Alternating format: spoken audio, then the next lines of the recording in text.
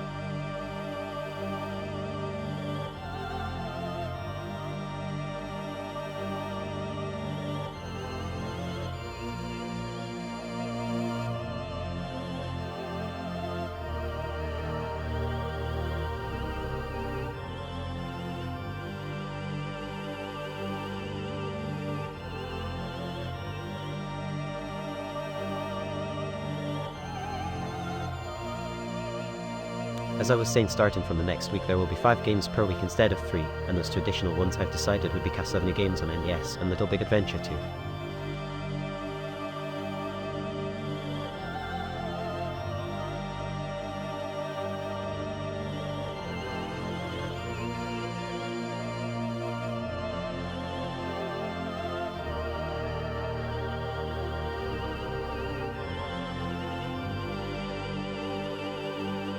So yeah, I kind of decided on the stuff I'm going to stream.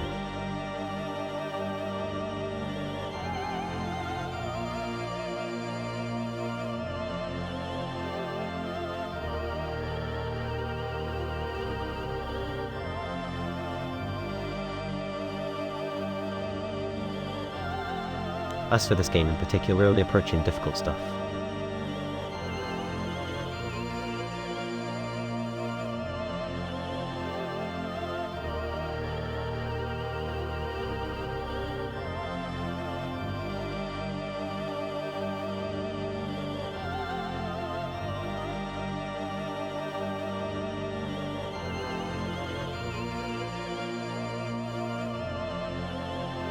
So far it was nothing but manually controlled hooks and limited sized battles.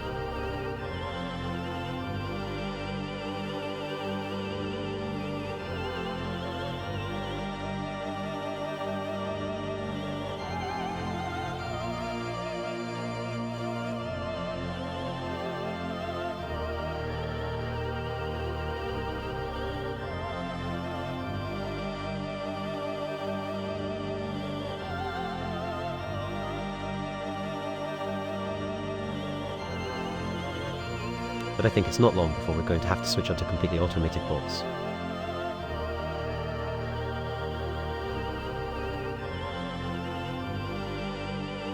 Maybe even today.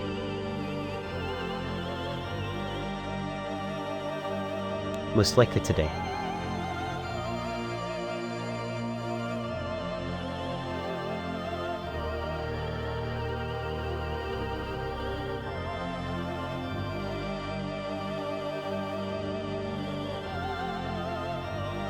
Anyway.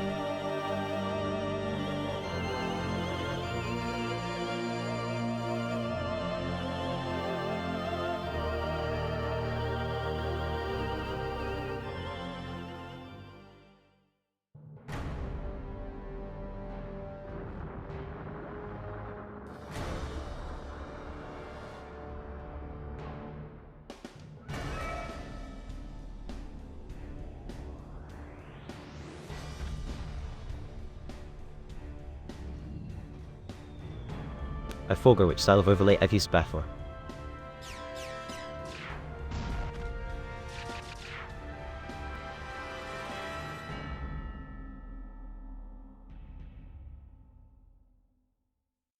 Hello.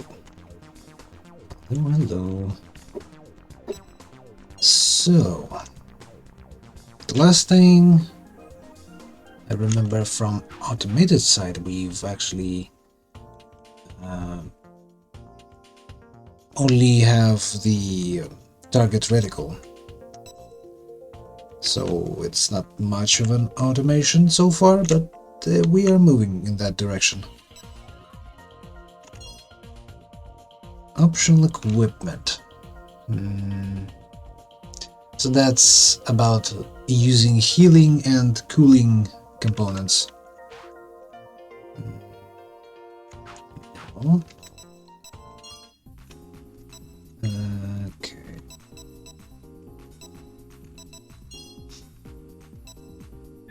So which ones should we take?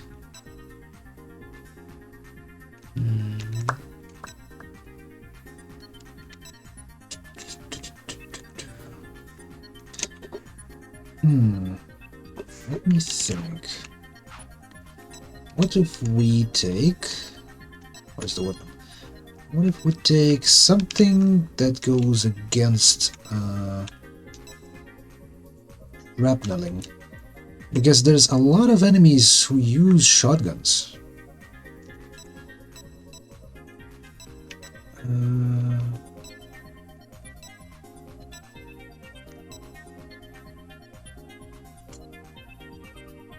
See, the thing is that I see these two, 32 by 8, and I don't know, is it 32 damage per 8 pellets, or is it 32 pellets per 8 damage? If it's 32 pellets per damage, that might mean that if I increase my armor thickness at least up to 20 millimeters, it shouldn't be bothering me, really. But for some reason it does. It is extremely devastating. So I'm not sure how that works. Maybe the game calculates how many pellets have hit the Oki, and then it multiplies it by 8 to find out actual damage, and that damage would go through. Yeah, that reduces usefulness of any armor.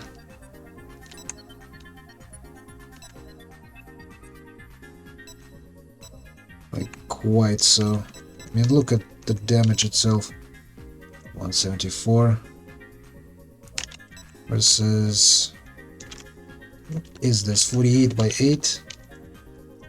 Let me quickly do the thingy. 48 by 8, 384. So it's by far more powerful than this thing. Assuming that all pellets hit, which would not happen most likely. But vast majority of them will, so the shotgun is comparative to this shell. The difference is only in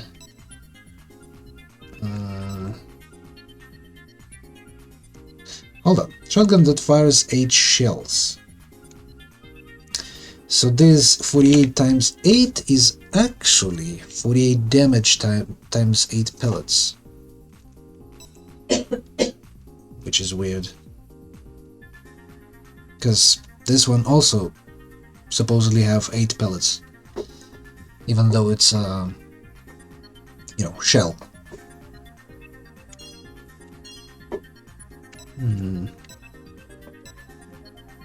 Actually, I mean,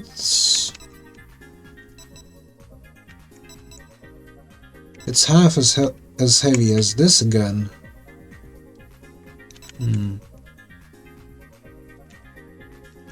32 by 8 is 256, which is still more than this gun can do in one smack. That is, of course, if those 8 pellets all hit. Launch hit is quite lower too. But I won't be overheating any enemies with this gun anytime soon.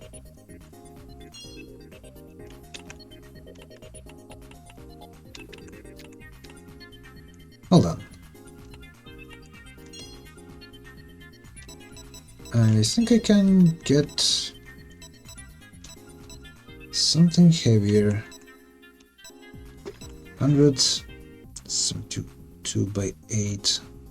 Well, yes, this is more powerful, but it's not guided. And avalanches, well, who cares about those?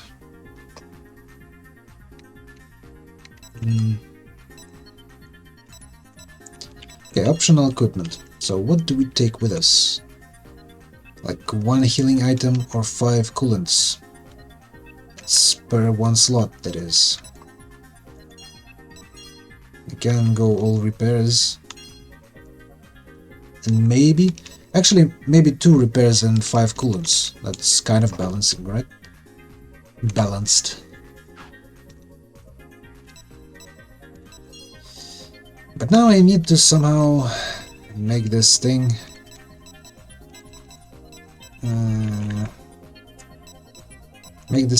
use any of those.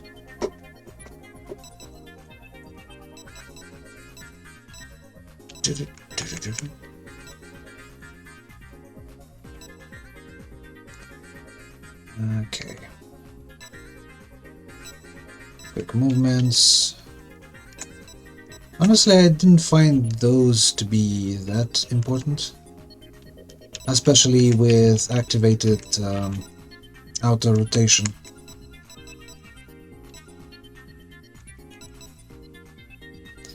So they kind of only take up space and controls. Yeah, let's get rid of those. And let's for now connect it through nope blocks.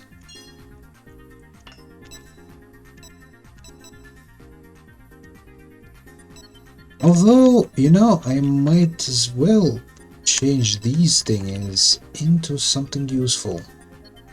Like coolant and repairs could easily be fitted in these slots. Hold on. So, what combination should we use? Sign button. So square and something else should heal us.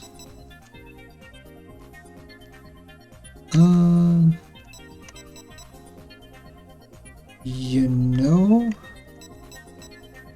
why not keep it that way it was before, like left and right, square and left, square and right would heal me and reduce my heat. Okay, then left would be healing.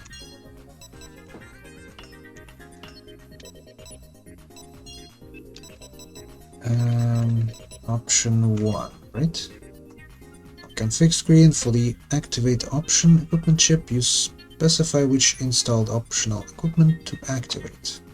Under option menu, choose the equipment slot of the equipment you want to activate. While selecting the help display in the upper right will show what equipment is installed in what slot. I actually installed 3 things, but I have 2 slots for activation of optional stuff, so I might as well remove one of those items. While selecting help display. Yeah. You can't run 2 pieces of optional equipment in the same slot, but as long as they are in different slots, you can use multiple optional equipment systems at the same time. So if you want to cool your OKE and recover, you can activate 2 installed self-cooling systems at the same time. Oh, I see. Just activate different slots. That makes sense. That will bring down your OKE's temperature fast. Good to know. So option 1 is repairs. Then we use this thing, assign it to the right button.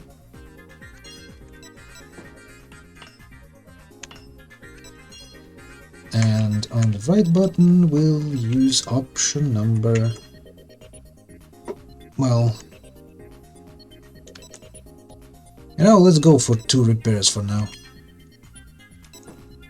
Option number 2.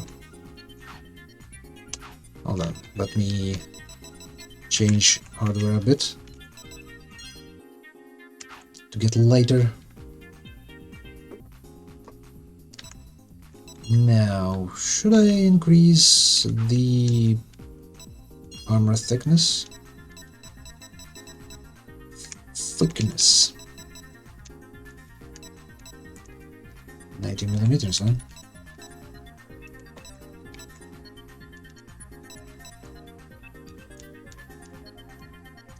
$25 points. It's not that much. Let's stop at 70 millimeters because it's the biggest amount of defense with exhaust heat capacity of 5 points instead of 4. It is as is already barely dissipates any heat. Okay.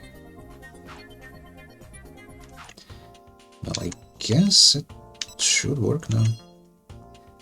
Now let's review your mission. Your mission objective is to destroy Agra's two-legged OKE. Your opponent will attack you very aggressively using its shotgun and missile launcher. It's practically impossible for you to avoid all of its attacks. Inevitably, you will take some damage. When the damage reaches a dangerous level, use the self-repair system. Well, here goes nothing, I guess. This might suck.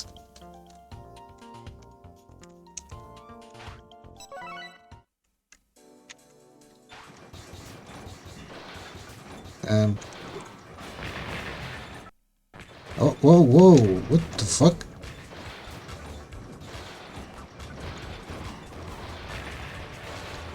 Come on, spend your freaking missiles already. Nope. Couldn't activate my heals. Yeah, sure.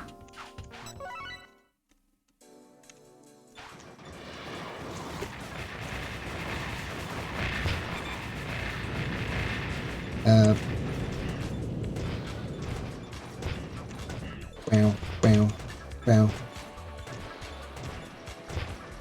You know, it kind of works.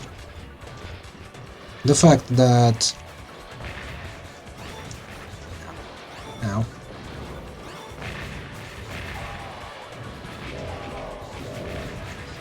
Nah, it actually didn't work as well as I expected it to. Agra still have like half of his health.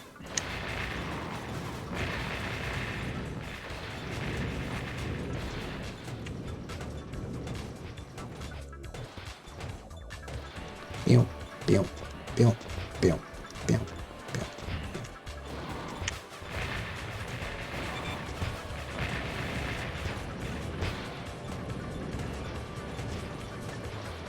It is wounded. So maybe firing these flak cannon shots is doing something, but not really. It's not enough to withstand the damage.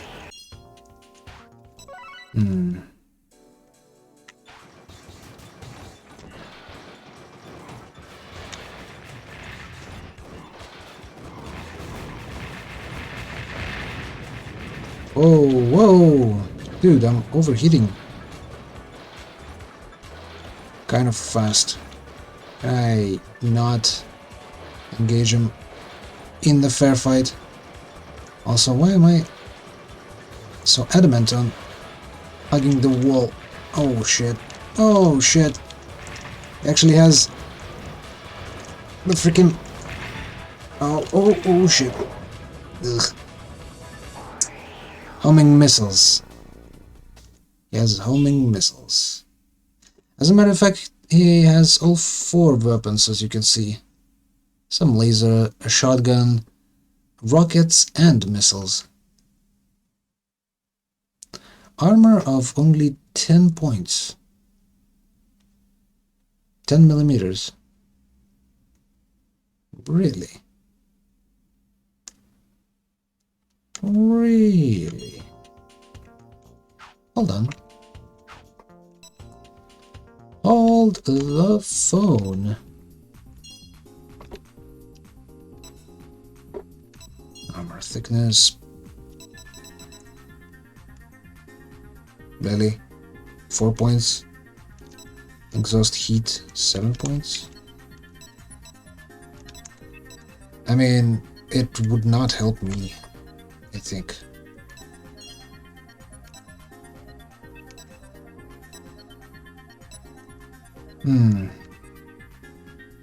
Is there anything I can use to overheat him? I think not. He has quite a small amount of armor, right? Let's go with a shotgun instead.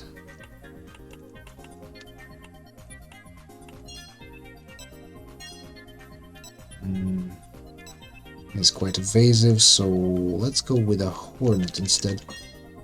Maybe some of those will hit. Avalanche, I'm not sure if I should use those. Although I do retreat quite consistently, so maybe those will be handy. I don't know. Let's fight him like this and see if anything changes. Whoop.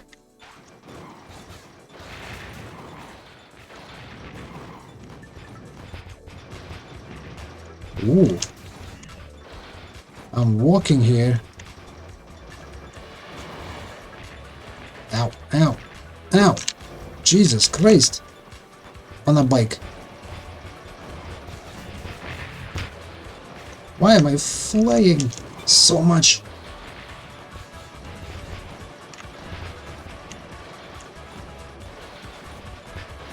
Yeah, I'm already quite broken, as you can see. Ugh. Yeah. I don't overheat anymore, but I still am very susceptible to damage. And those repair kits didn't help much.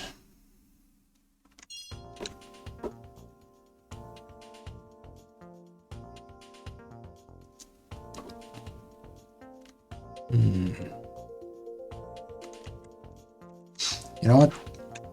I have a different plan. Where is it? Different plan is actually equip all 3 healing items and then activate them with 1 button.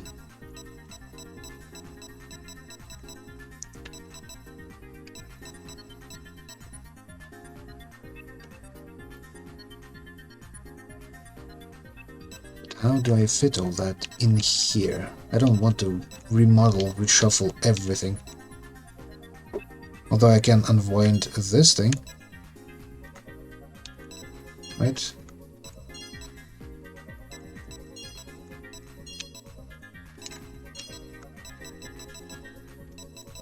Kind of pulled everything off to one side.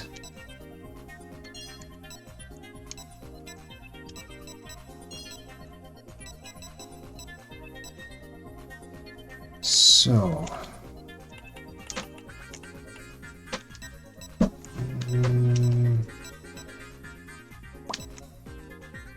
so if it's left, I should go and do this instead.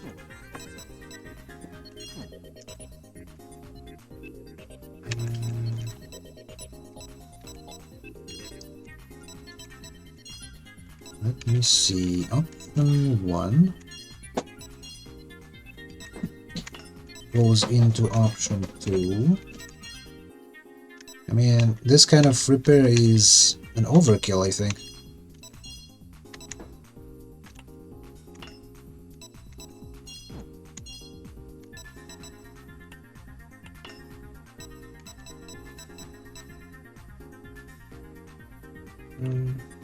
Kind of like this, right? If nothing happens, then just return. And if either this or this had been pressed, then Now this should actually go away into return.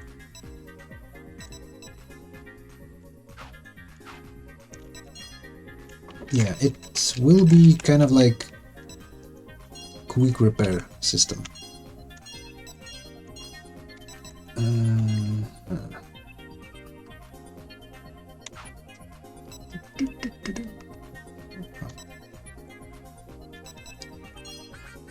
Okay. It's still kind of quick.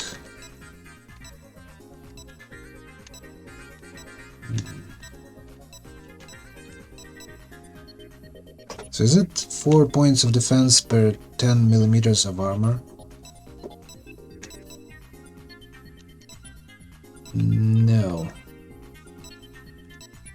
40 millimeters only adds 2. So there are some diminishing returns. 16, 18, 20, 22, 25. And we cannot move past that. So basically the most efficient ones are the smallest amounts. Like 30 millimeters is the most efficient, it would seem.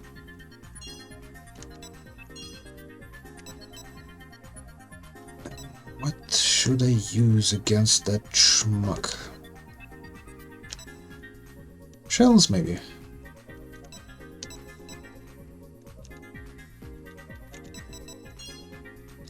That'll force him to run around a bit. Right?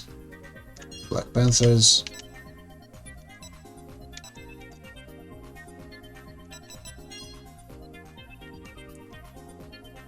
Yeah.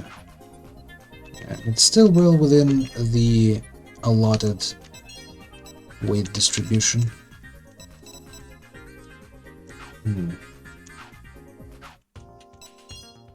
So basically this is kind of a game about experimentation with this stuff.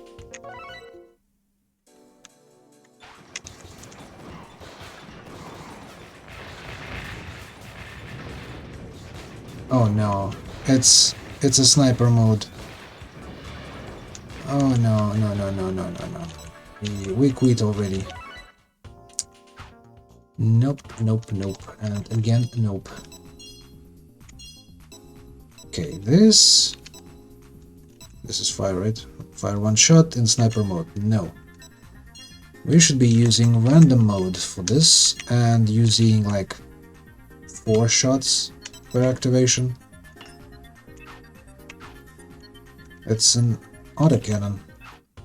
Well, assault cannon technically, but you know what I mean.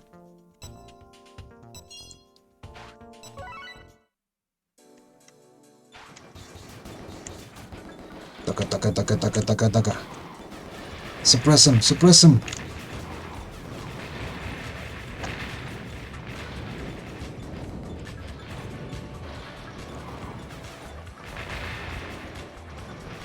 Taka taka taka taka taka taka. Suppress him.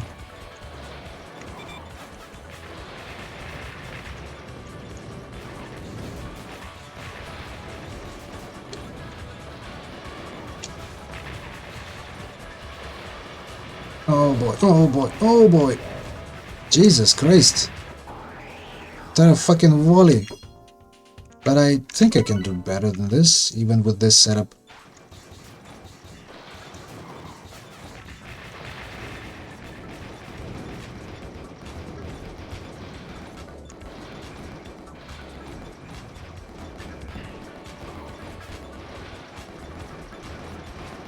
Come on.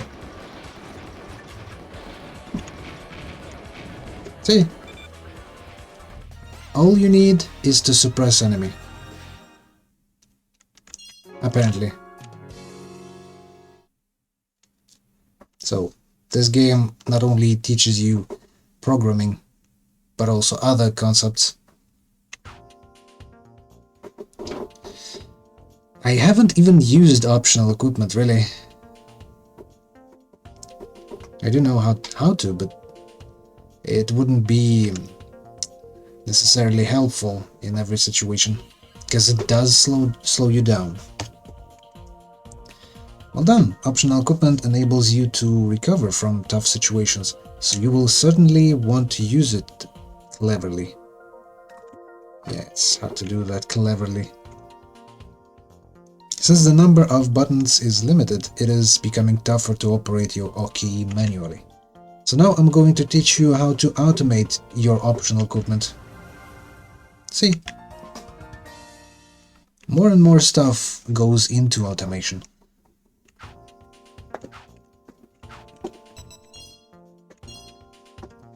As I said before, it's just not realistic to control all of your Oki's actions using buttons. Manual operation becomes too complex for the limited number of buttons available.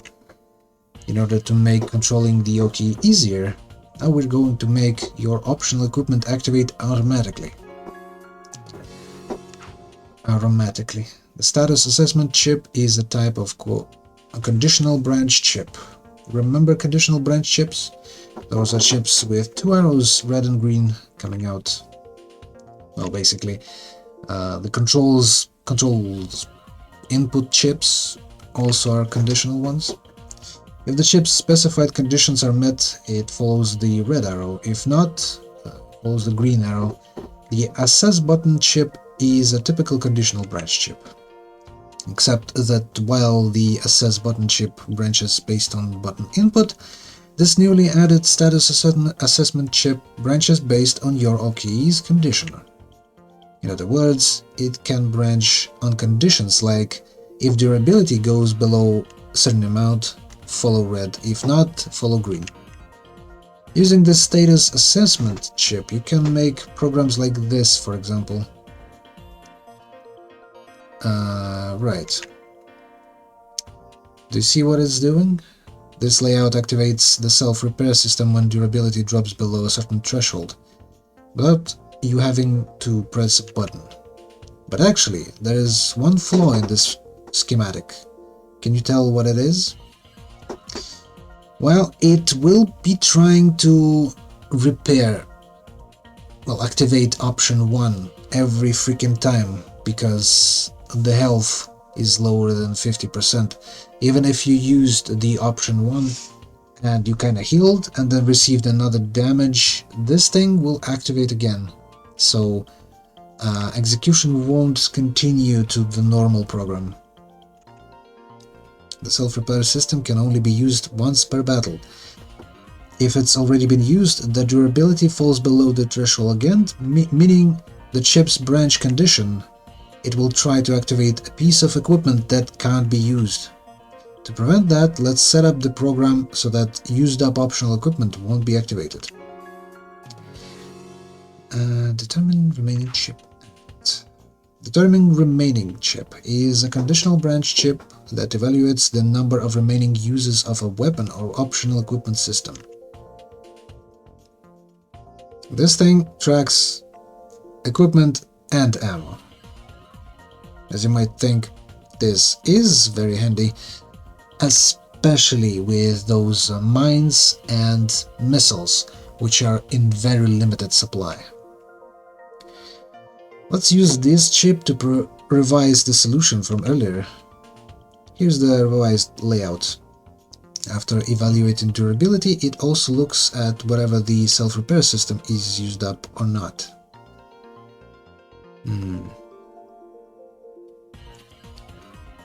Yeah. If option 1 is less than 1, then it returns. If not, then it goes to the chip that evaluates health.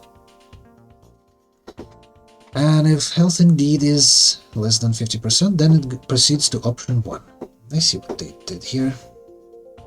They check the ammo amount first.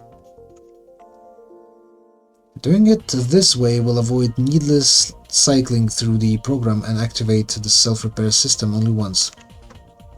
This uses the self-repair system as an example, but you can also configure your status assessment chip to branch on thermal durability to automate the self-cooling system. And also you can use it for your ammo to switch to other types, you know. and maybe target different enemies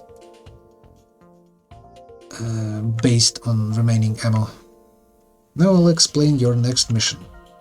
Your opponent is a multi-legged type Oki, the Cemetery Keeper.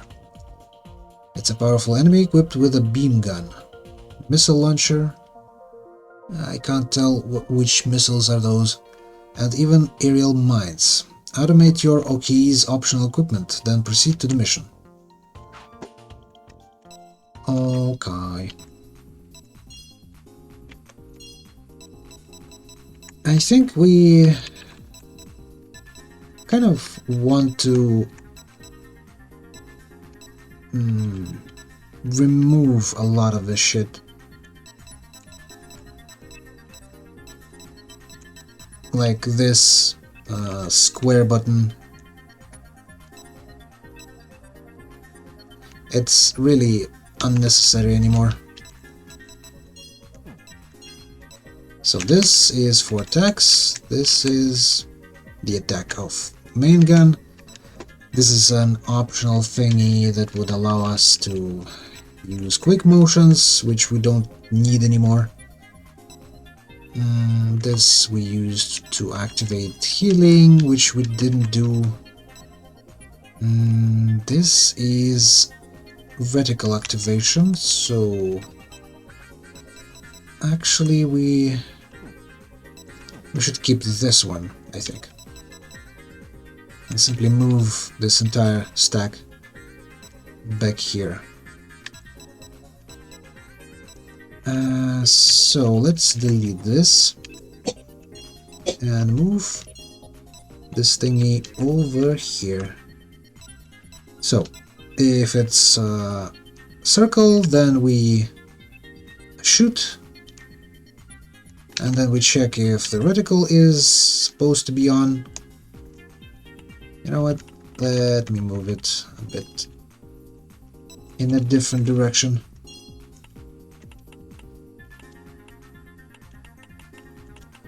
Hold on. Kind of like this. Then if it is not pressed, then we check if reticle button was pressed. Okay.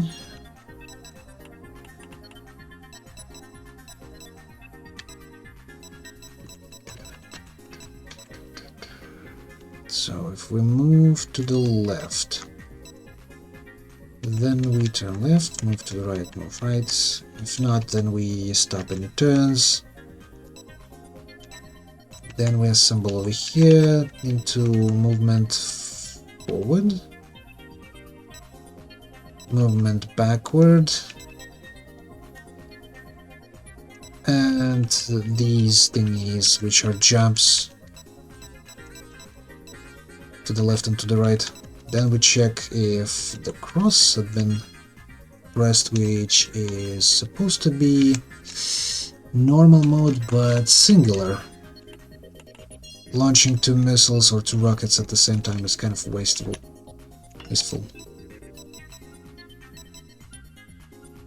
Yeah, I think that's it. It kind of simplifies the program. Also,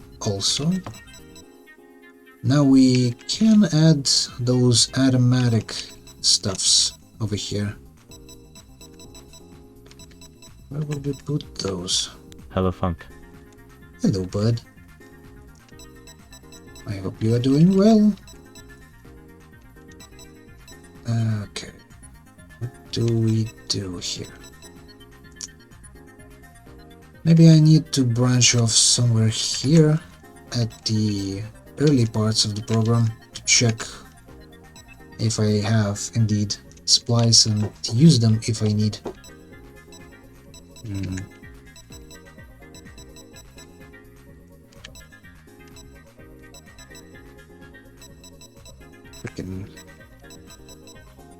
Freaking puzzle. Okay, what if we branch it off over here? Okay, if we have on the config screen of the determined remaining chip, specify the device. Yeah, I already understood that from previous stuff. Weapon option 1. Number remaining is, well, if it's more than 1, I guess. Right? Above, below. If it's below 1,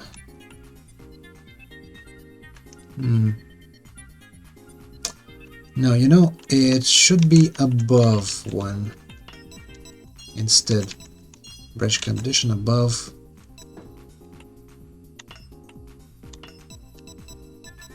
If it's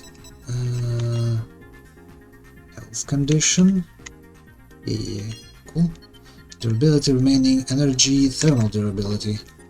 Okay, durability. If it's, I think 70%. If it's below 70%, then go and activate the thingy, which is option 1, right?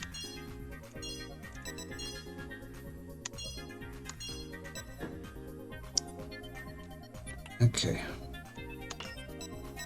I kind of need this to be a little bit more free.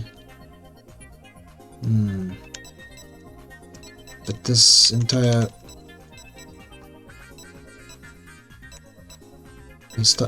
chunk of the program is kind of in the way. Let me pull it downwards.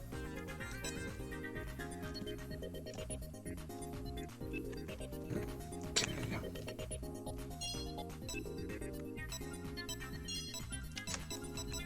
Maybe I'll be able to fit all of needed stuff.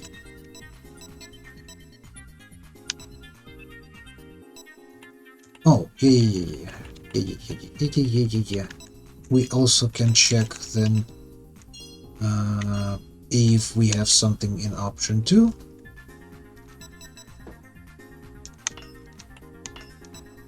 And option 3. Might as well. Right, and here we do the same with conditions, but conditions are different. Like, if we have durability less than 50% now, ratio, if we drop to 50% of our health, then we branch into option 2. Option number 2, which is self-repair. We connect it back. And the third one is actually a thermal option.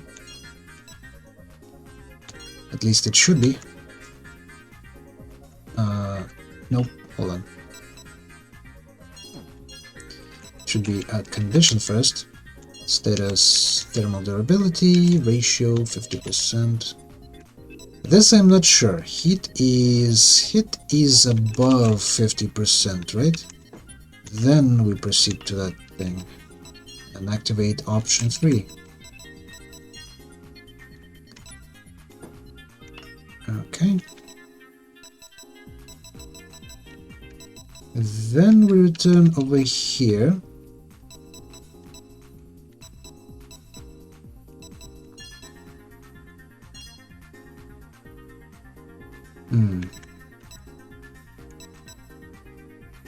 Yeah, how do I move everything?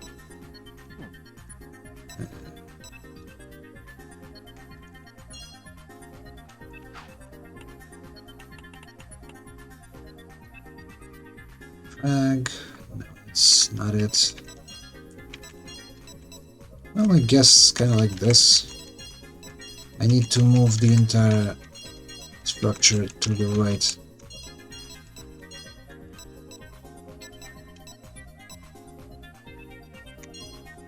Move to the right. Okay, so first we check if it's a fire, if it's a button that activates a reticle and targets the enemy. If not, then we check if we have still options, like ammo, or rather uses of the options. Like repairs get 1 use, the heat sink gets 5 uses, and so if we do have those, we proceed through activation of said option. And if not, then we return back to our manual controls of turns, movements forward and backwards, strafing jumps, and even missile launchers. For some reason it's here. Maybe I should have shoved it somewhere here, I guess. Yeah, I think it should be over here instead. Let me assign button, cross, confirm. No, hold on. It should be going here, like this. Right. And then it activates our weapon. Where was it? Oh, this one. This one. Weapon start, weapon 2. Shooting mode, normal, number of shots 1. Processing mode, pass through. And then it returns back here. Right, now we can remove this thing at the end, so we don't really need to return from anything. We can simplify it a bit.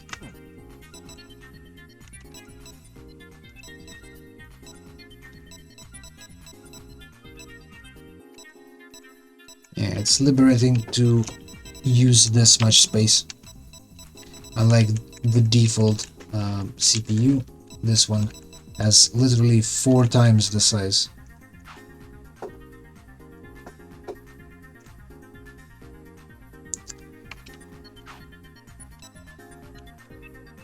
It's like Todd Howard was raving about 4 times the size of Fallout 4 and such, 16 times the detail.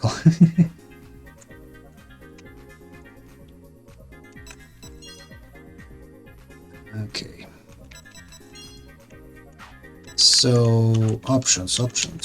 First and second options should be self-repairs. Third one should be self-cooling. It just works. Exactly. I mean, honestly, in this game it works kind of in the same manner as the Elder Scrolls games. Howdy. Hello, Ed.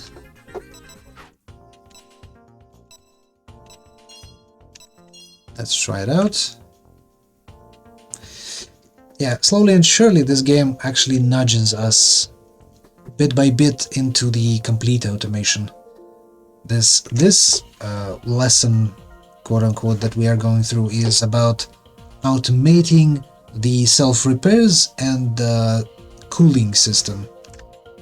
Instead of activating it by buttons, there are now chips that can see what condition our OKE is in. Tough enemy with a beam gun, missile launcher, and aerial mines. I didn't take mines. Whether your optional equipment activates at the right time or not can make a difference. I didn't know this game was this in-depth. I'm impressed with how much you need to manage. Dude, we aren't even at the most difficult stuff that I've encountered while playing this game previously. I didn't get through this game. This is kind of like baby mode comparative. So the tougher stuff is still incoming.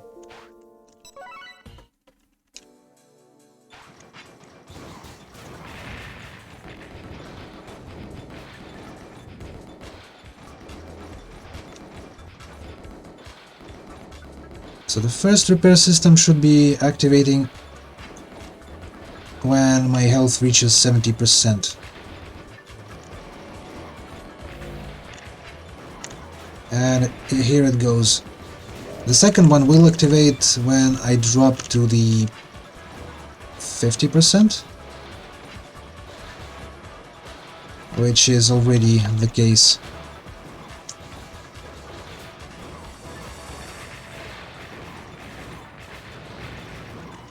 How tough is he?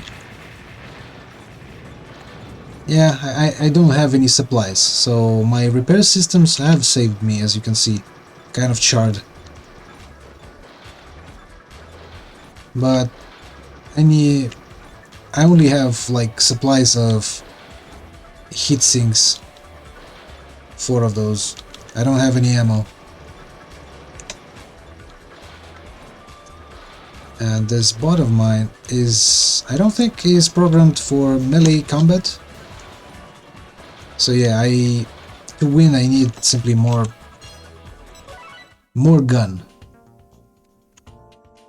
Yes, it did activate in the right time, but I am lacking in terms of ammo supply. 100 shells from an autocannon was not enough, surprisingly.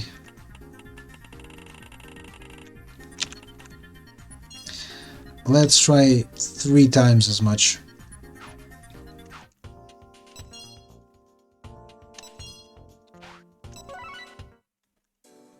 I mean, I was kind of doing it in the right manner.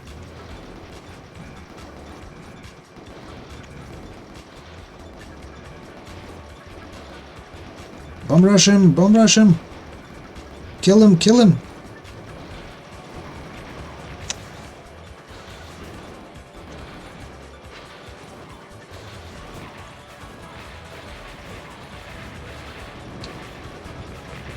Suppress the enemy with automatic fire.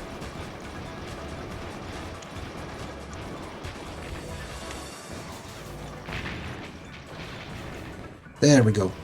Much better. And our repair also had activated in the right time. Another 100.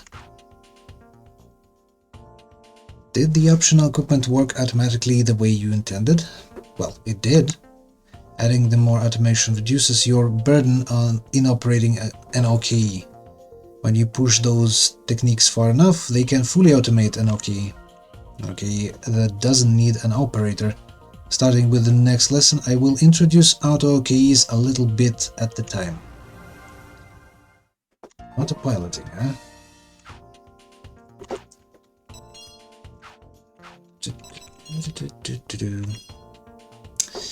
As I've explained before, an autopiloted OKE is one that requires no human operator to control it.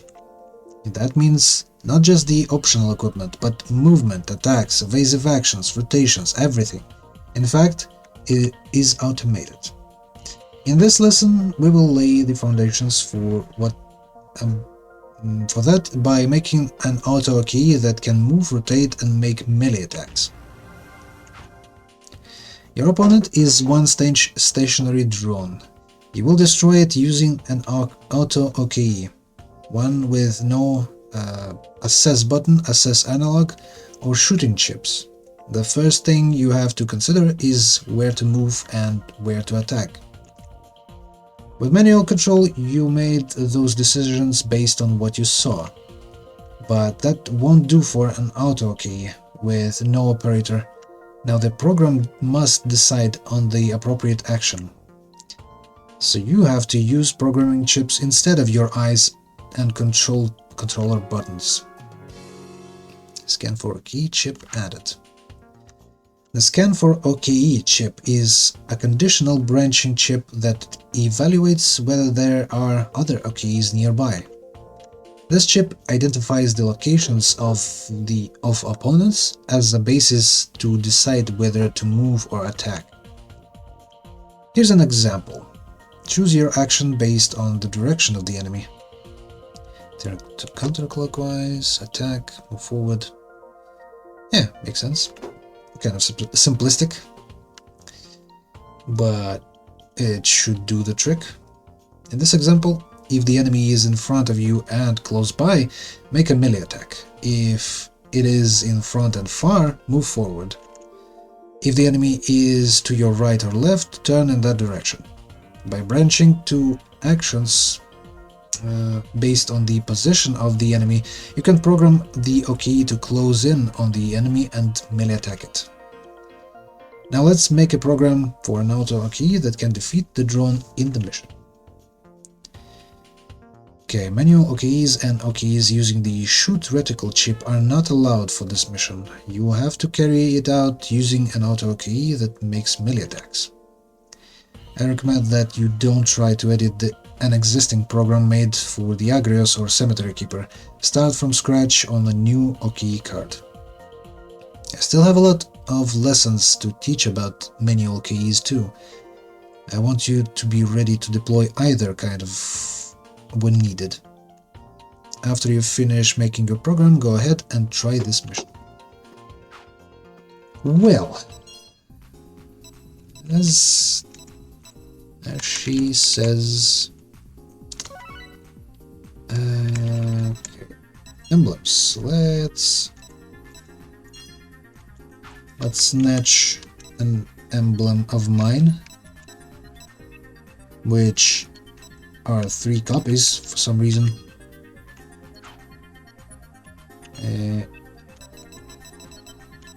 Where should we slap it? Front. We can slap it on guns as well.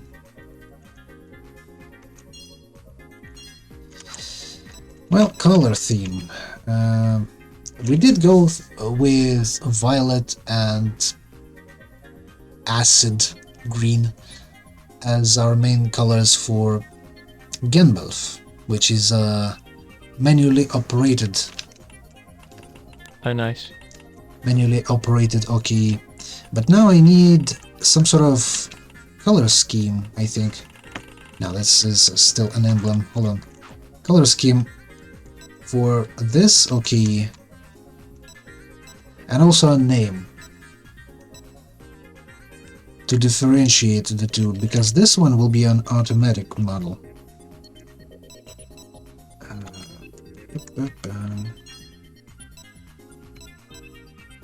Let's go with camo, I guess. But what colors? That's the question. Do you fancy some cyan?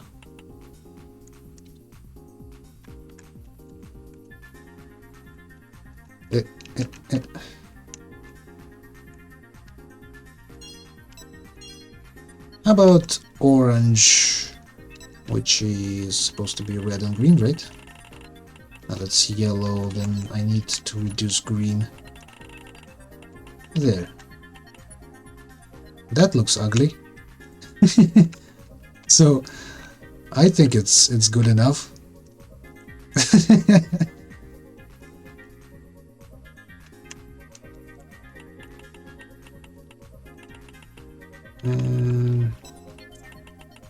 I want it to be more orange. How do I do that? Reduce blue even more?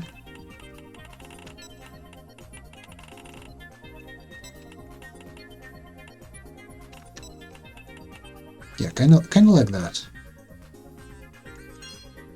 Yeah, I don't feel the main color should be this one somehow.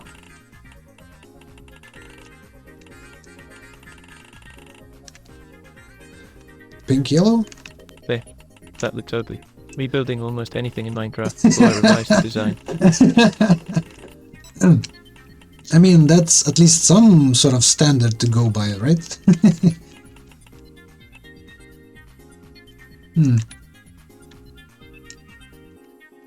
This looks like a purple haze from Front Mission games, but without purple haze didn't have the yellow accent color. As a matter of fact, what colors did they use? I think it was kind of dark blue and purple, right? How about I go with that theme instead? It was this kind of purple, right? But that's hold on, design. Yeah, this is more of a thing that they did.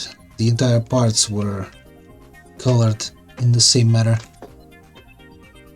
So this accent color should be actually darker blue.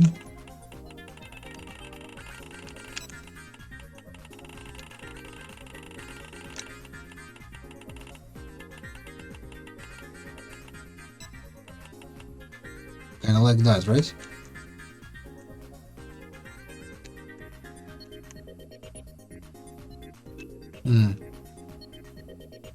Yeah, I'm trying to draw the colors from my memory, which might not be necessarily accurate. Let's go with that. I do not remember. Emblem, well, emblem is mine. Name. What kind of name we should give it? I mean, if it's a purple haze, we might choose to name it appropriately with the name of the character that belonged to purple haze, right? Who do we remember? Joe, Cindy, Lukov, Emma, Dennis? Was Dennis a part of Purple Haze? Or maybe even Emma wasn't. Yeah, I don't remember some of the detail. But Lukov was a part of Purple Haze, at least for some time. So let's go with Lukov.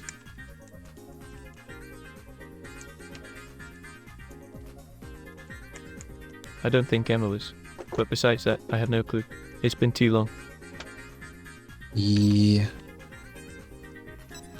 Despite the game not being really popular, I think I'd have to replay it. At least to remember how the thing goes.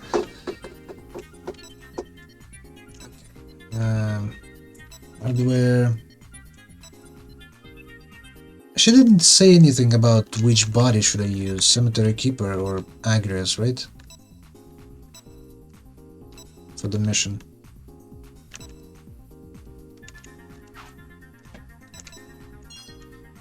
Armor thickness.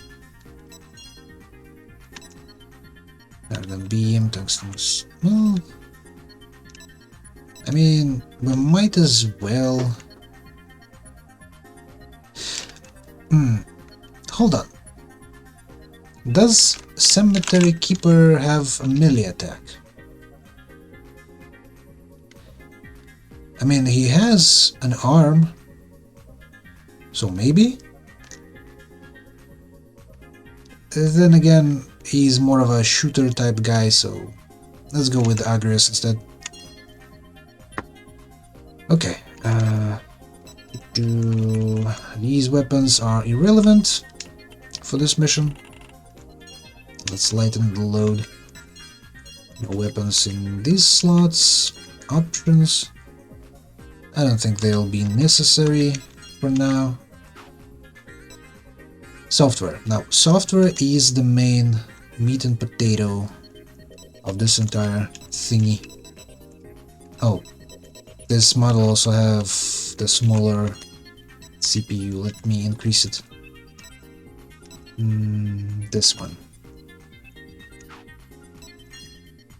Software, let's remove everything, delete all. Now let's go and edit some stuff. Some lovely stuffly. Change the camera view. I think it doesn't work if I use it on automated. Okay. Okay.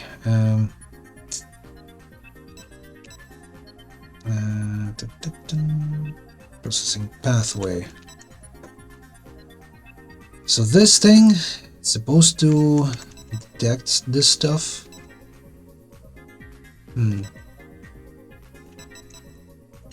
Okay.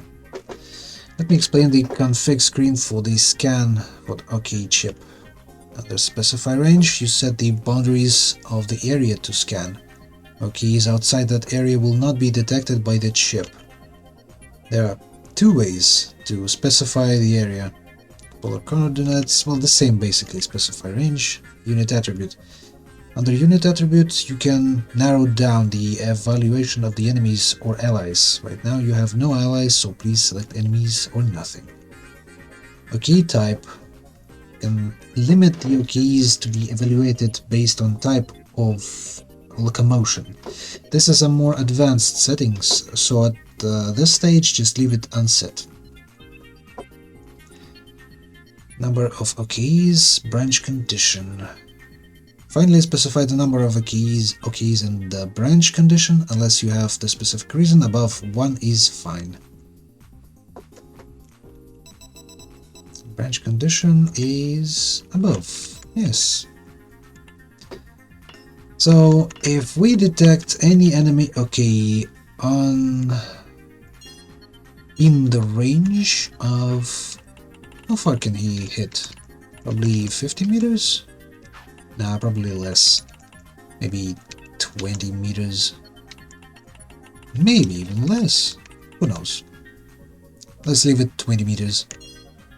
For now, maybe I'll increase it later. Now, unit attribute. Yeah, let's leave all that like that. So if anyone in the vicinity, well, enemy is in the vicinity of a frontal area, basically, then we should smack him. Auto attack is probably fine. Then, if there is no such enemy, we should specify range from...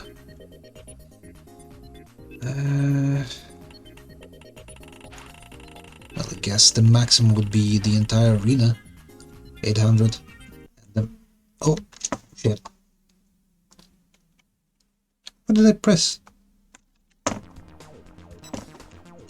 Crap. Grab.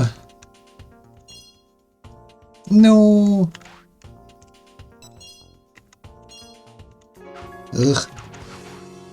Can you imagine? Pressing the wrong button and everything is now went to shit. I need to replay the entire thing. Ugh.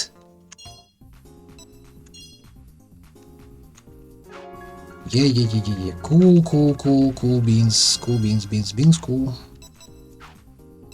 I don't care, because I've did this before. And I have to remake this entire thing once again. Curse you! Honestly, I don't know what happened. Probably it's Ctrl W? Let me check. Yep. That was the thing.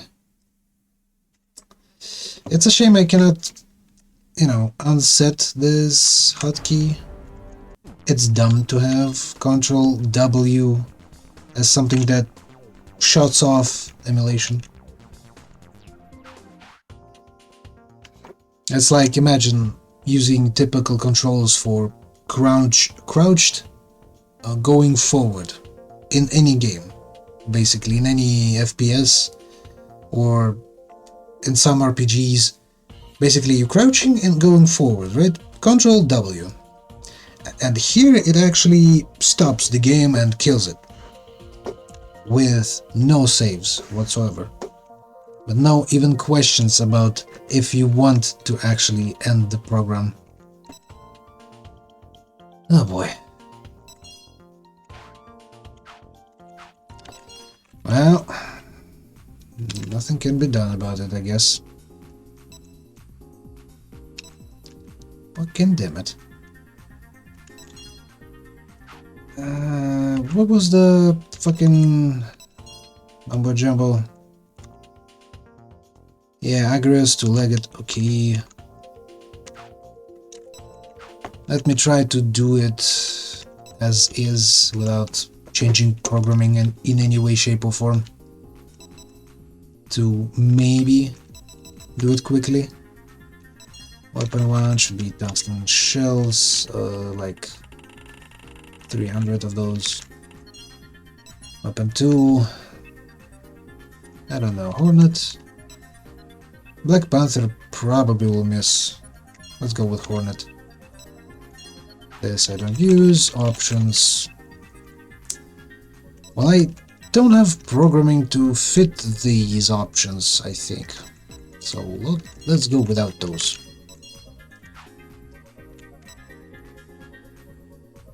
What else could we do? Let's try it as is.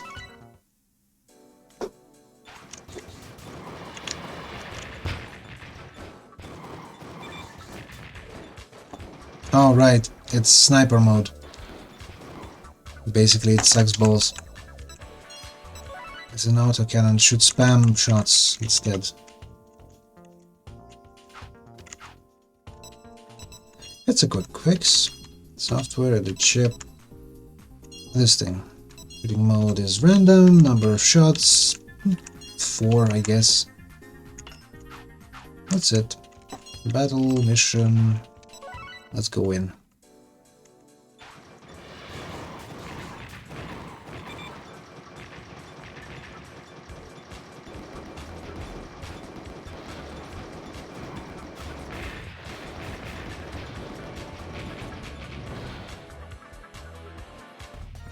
That's it. The main point is to suppress enemy with auto fire. Automatic triggers. Easy. Easy indeed. How do I proceed through from here on out? Automatic triggers. Yeah. She'll tell me how to do this stuff. Then instead of doing all of that stuff, let's go into the mission straight away.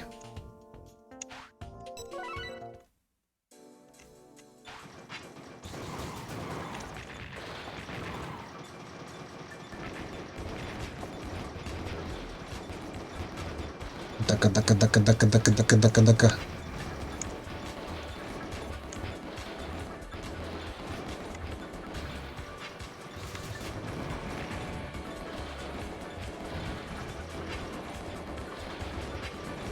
He's so jumpy. I'm kind of beginning to overheat already with all of those jumps.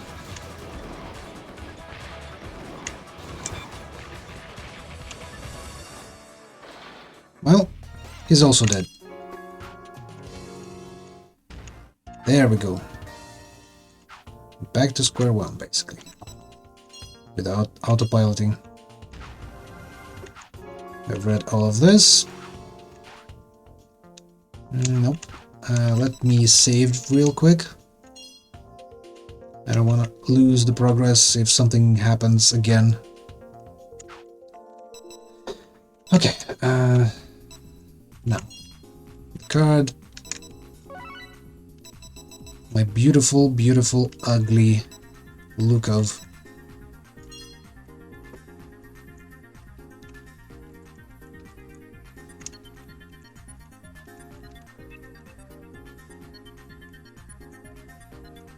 Emblems, emblems, emblems,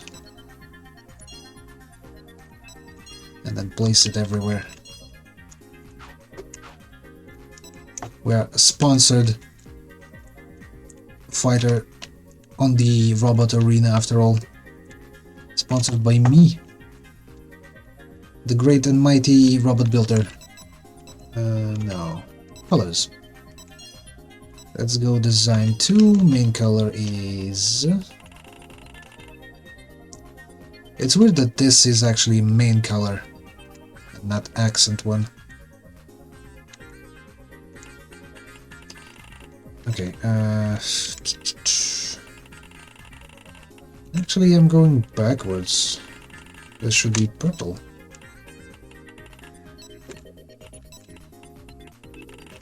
Kinda like this.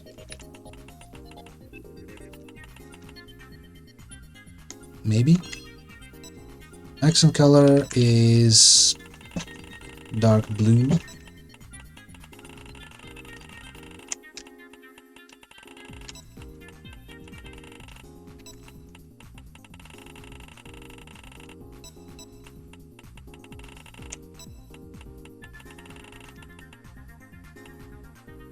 Maybe not that dark. And probably less saturated.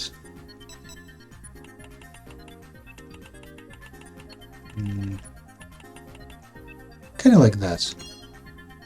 I think it's good enough, right? It's not the same, clearly, but who cares really? Now, software. Alright. First we changed CPU to a heavier model. And then we remove everything that we can remove.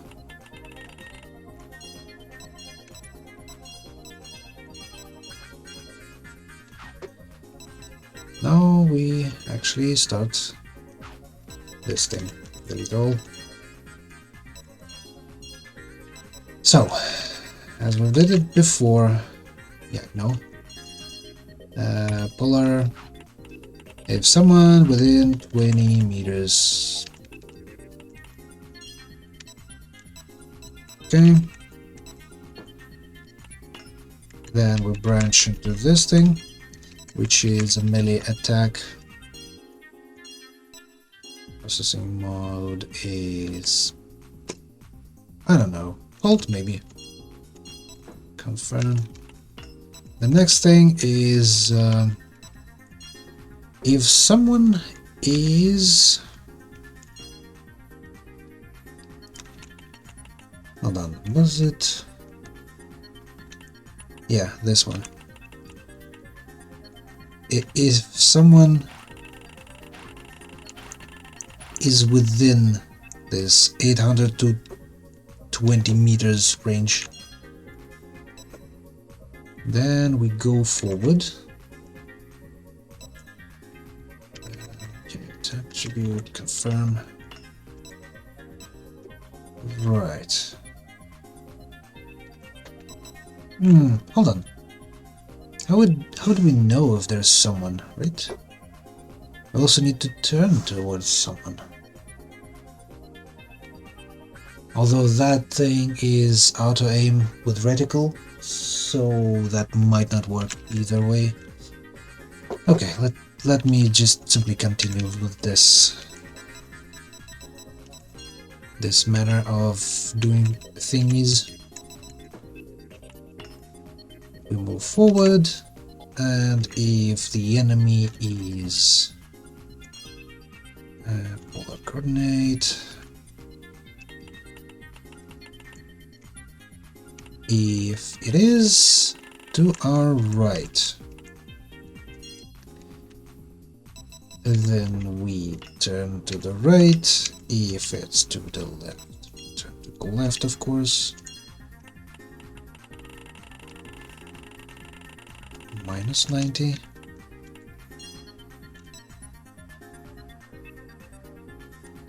What if it's behind us?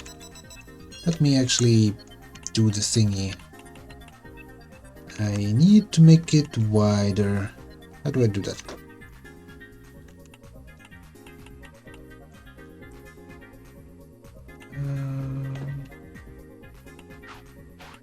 Nope, that's not the thing I wanted. How did I make it wider? Distance, direction. Right. Oh, here it is. I see.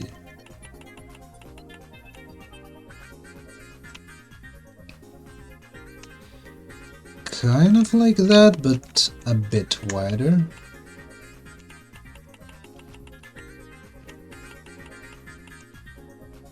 Yeah.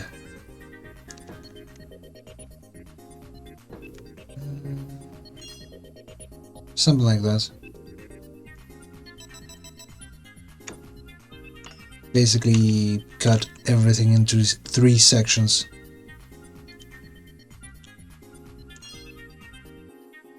Specify range. What was the range in here? 132 width. Okay.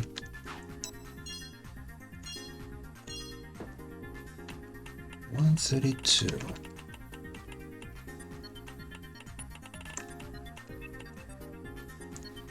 Like this.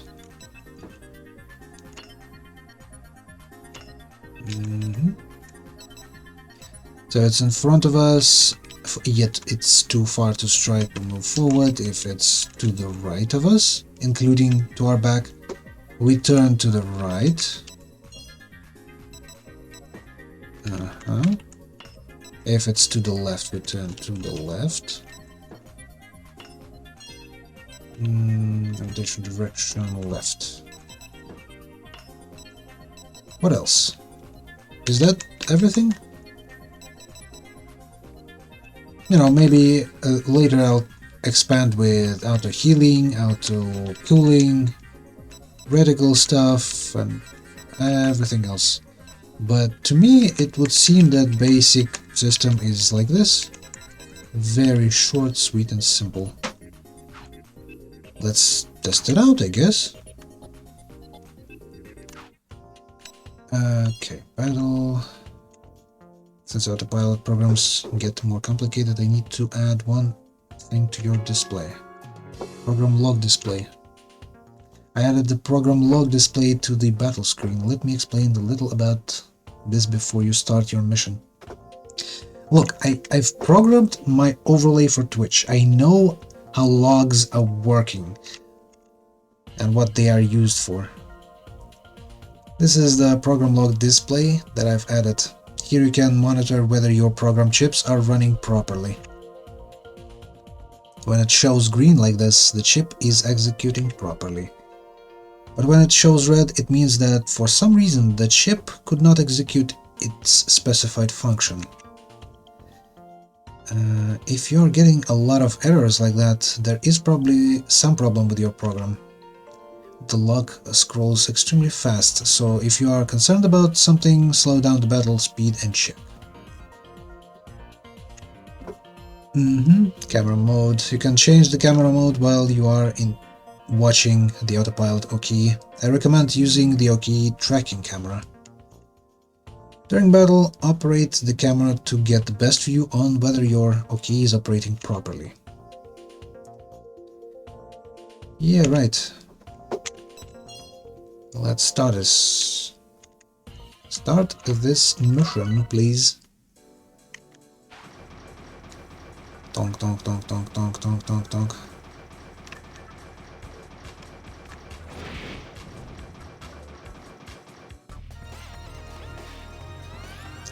And he just kept going, I guess. 120. Congratulations, you designed a simple but functional auto OK. Down the road you will learn to make more complex ones as I give you more lessons about auto OKs. Let's wrap up today's lesson here. Good work, Kyle. This data is your homework. Go ahead and prepare all this between now and your next lesson. Of course, I'll do that. Yeah, only... Don't strain your brain too much. Sure. I'll send reference data for the homework. Let's see, the data file should be here. Chilling, your mobile terminal? What? This? Yeah. I bought this new one with the money I earned tutoring you. I kept the AI chip from my old one though. It's a prototype I created in my programming seminar. This new model is definitely better. It has 10 times the data capacity of my old one. It's more responsive, so it's really handy in class. The bottom line is you can't go wrong with higher specs. I see. But I just bought it, so I'm not used to all its features yet.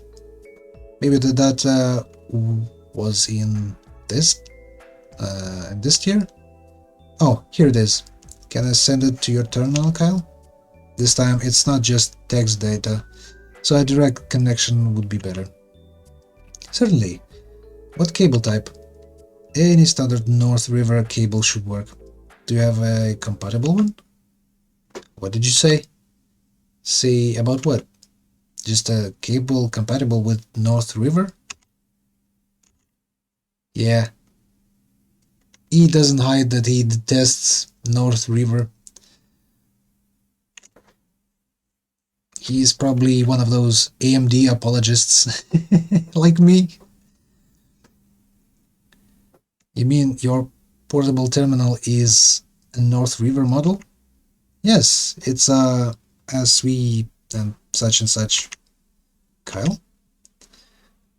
That was the best available? Huh? Among the latest models, that was the one you wanted most? Well, not exactly. The one I really wanted was from A&D, the Quasar, but it was kind of pricey. I see. Ah, never mind. I have a cable with a universal connector. That should work. Yes, it'll hook it up. It's amazing. They have walking robots of death that could be programmed in advance. Yet they haven't developed USB cables. Connection confirmed, sending data. Yes, let's save. I don't want to replay bits and pieces all over again. Who'll be Chief Mourner? I, said the dove. I mourn for my love. I'll be the chief mourner. I'm now accessing the lesson prep data received from Miss Chi Ling to aid you in studying, Master Kyle. Lesson additional armor added. Man, when a OKE is hit by an attack, the amount of damage it takes is modified by the armor it is equipped with. But there are many kinds of attacks: bullets, energy beams, melee attacks. I will now deliver a lesson about additional armor that you can add to your regular armor to protect against specific types of attacks. Basically, this thing is functioning like those coatings in Front Mission 3, whether it's against impact, piercing, or thermal damage, fire damage, because it had Special features on an old F. system. Some tech developments aren't the cause to if you believed in it. Yeah, I guess so. That's the best words to describe it. Retrofuturism. Yeah. I have added additional armor to the hardware menu. Okay. When you equip an OKE with additional armor, it supplements the protection provided by regular armor by reducing the damage inflicted by certain types of attacks. Deflector armor. Deflector armor is highly effective against armor-piercing shells. Armor-piercing shells include ballistic rounds from assault guns, shotguns, and other weapons intended to penetrate armor. Missiles, rockets, and other exploding munitions are not classified as armor-piercing shells. Basically, it kind of works in a similar manner as you would expect from Front Mission 3 game. Blast armor. Blast armor is highly effective against explosive rounds. It is designed to counter missiles, rockets, and other munitions that explode on contact. Each type of additional armor has its own weight, and you can choose only one type of additional armor. When choosing additional armor, consider carefully what attacks your OKE is most vulnerable to. How about we combine those and call it composite armor, huh? Isn't that what current modern-day tanks use? By using additional armor that resists the attacks you are most vulnerable to, You can compensate for your OK's weak points. I mean, how do I know? Like a Cemetery Keeper, for example, 4-legged OK with a cannon for instead of one arm, and some other arm that I don't even know if it uses melee attacks. How would I know if it's susceptible to a certain type of damage? You should really pick your armor considering what enemy has instead of what your OKE is vulnerable to, because you don't know. Any damage is a damage to be received by your robot. Robot. If your armor is breached in battle, the breached area will no longer provide its protective effects. I see. So it's also an ablative armor. I will add an element to your battle display to help you make the best use of your additional armor's defensive effects. Damage log display added to battle screen. The damage log display shows you in real time what damage you have taken from enemy attacks. It is also displayed in test program to help you figure out what armor is most effective and what weapons do the most damage against certain armor. Okay.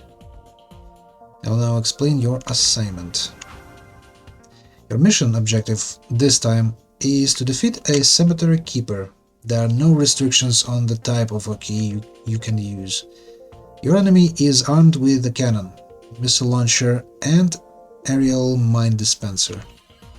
The cannon fires very powerful armor-piercing shells. The missiles and mines are explosive munitions, about which you will counter with additional armor.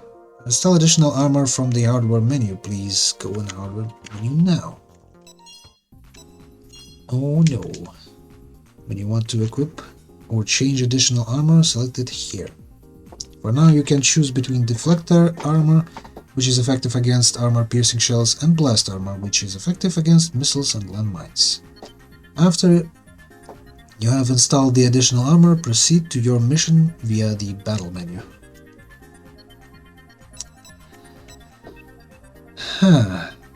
Yeah, this boy over here won't be efficient against enemies, because all he knows is how to use melee weapons. Yeah. So we'll have to design something else more, should I put this, more robust, I guess, that can use not only healing, cooling equipment, but also can aim at the enemy.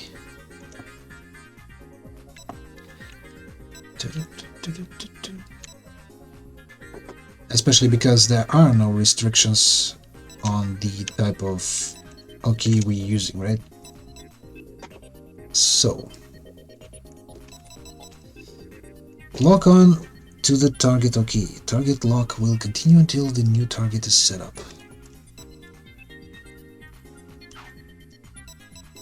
Okay, let's do the thing like this, I guess.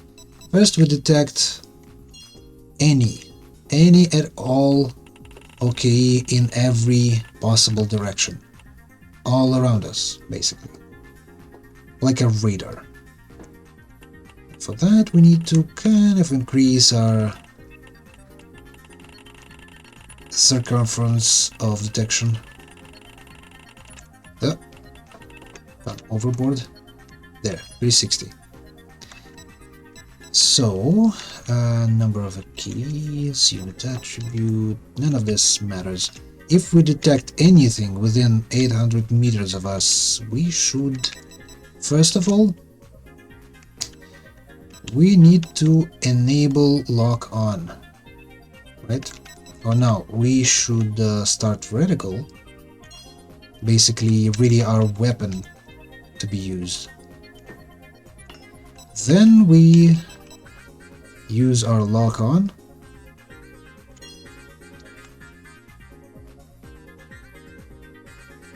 Again, specify range, the same range as we've used before, 360 degrees.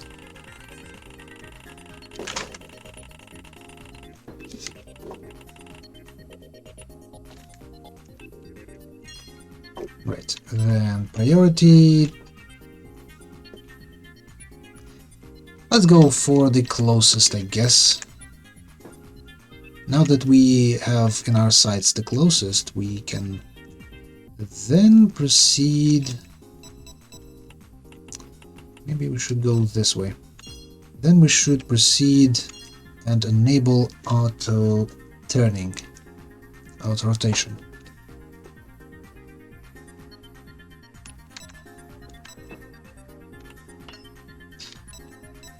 Then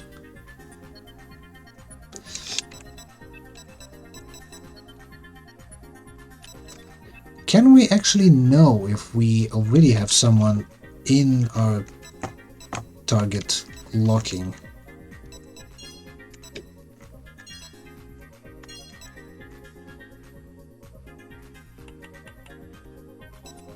So enable this, then go here. Then, after we've acquired a target, we should waddle towards it, and if the target is within...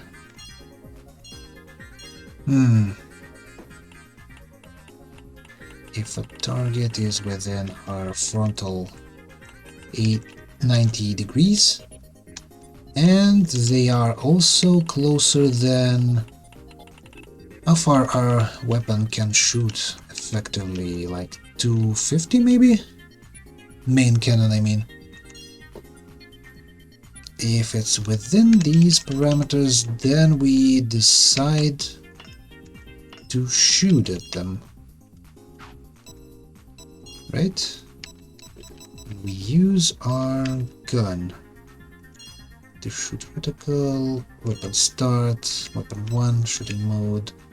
Random number of shots. Let's go for 2. Pass through, confirm.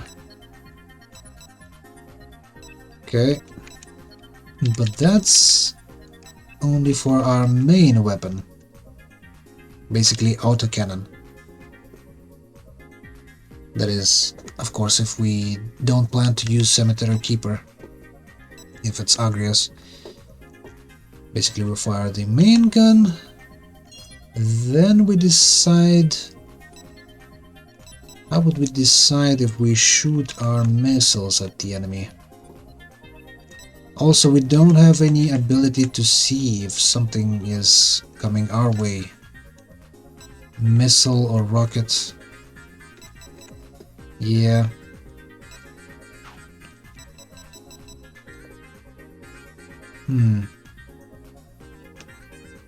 How about this? Instead of going through melee... No, it won't fit. Yeah, I'll need to then pull everything downwards.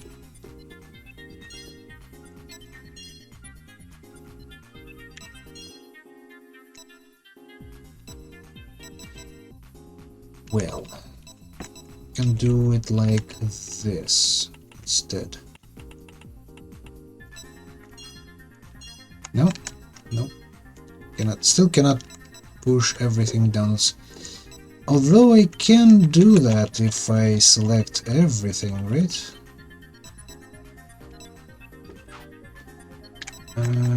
Copy from card, select area.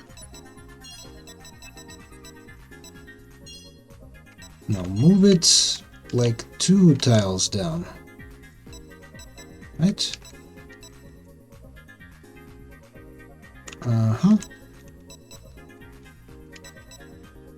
No, actually I need to move it even 1 more tile to fit not only this direction conditions of our damages and overheating, but also to return back into this this line.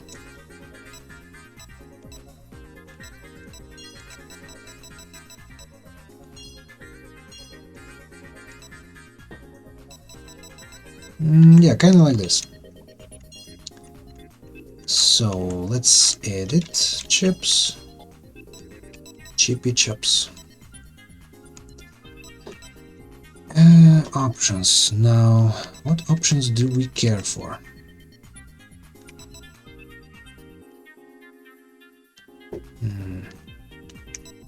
First of all, if we have option 1, and we hold on, maybe I should go in this direction.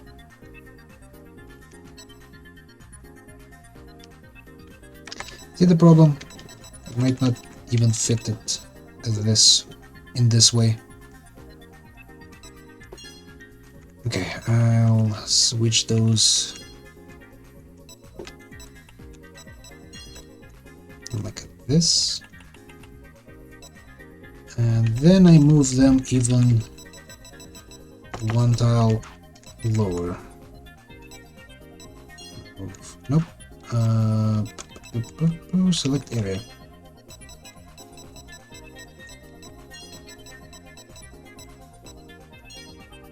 Move one tile downwards, then edit chips.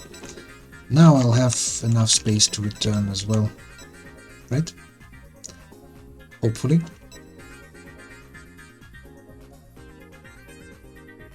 Hold on.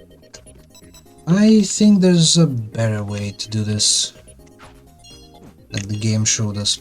What if we see and we decide that we have actually less than 60% of our health, then we go here, then we check if we have option 1.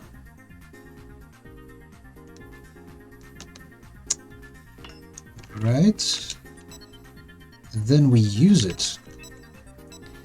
If we don't, then we check if we have option 2.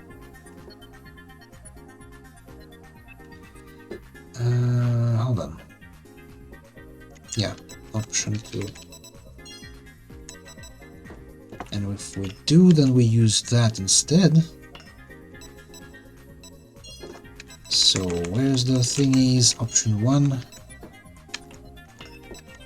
If not, then option 2.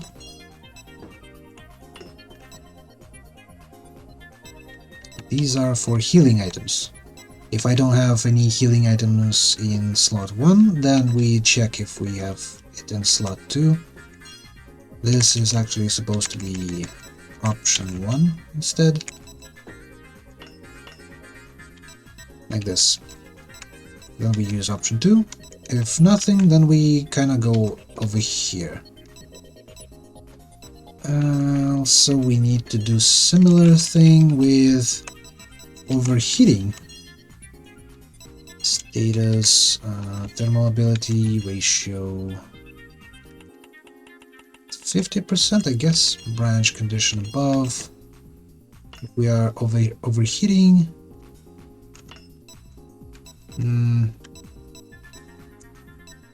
I would really like to check if we have actually ammo for that before using it.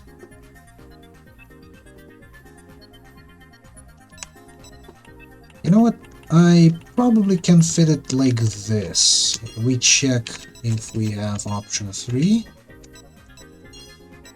And then if we do, we go here. If not, then we go here. And this is a return path with notes.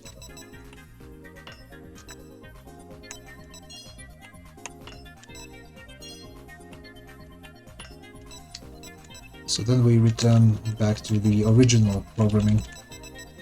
And this, if we have option 3, we use it. Option 3, confirm, then we go into the return path.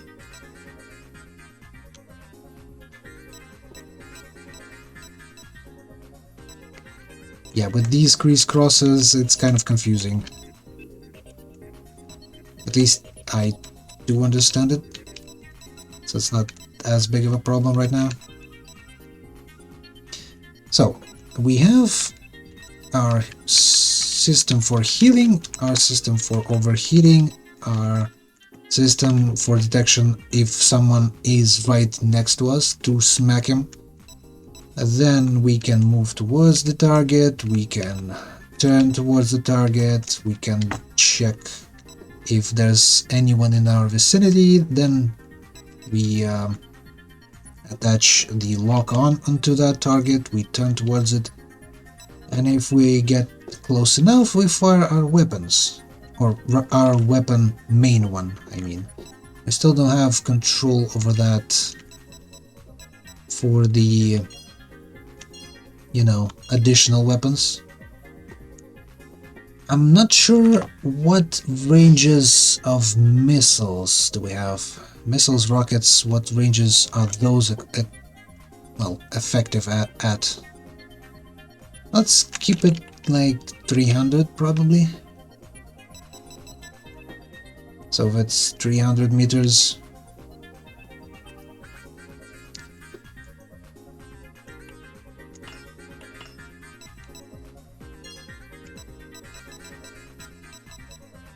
then we use our missiles. Yeah, I wish I had some sort of sensor chips that can divulge more information about the enemy,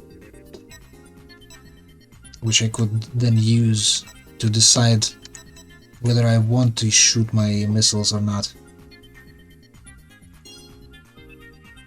Okay, weapon start is weapon 2. Shooting mode is normal. Number of shots is 1. Processing mode pass through.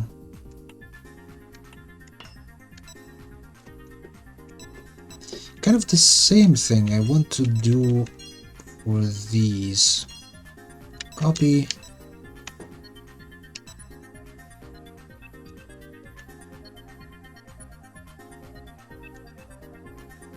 Kinda like that.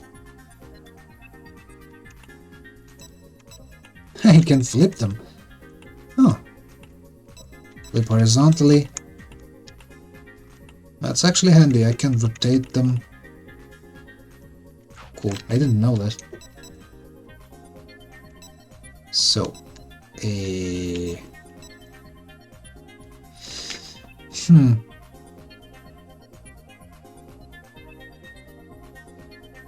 You know what? Probably it's not the best idea to simply go by the radar. Maybe we should check if we have the ammo for that weapon first. And not to mention, we already kind of have this condition over here.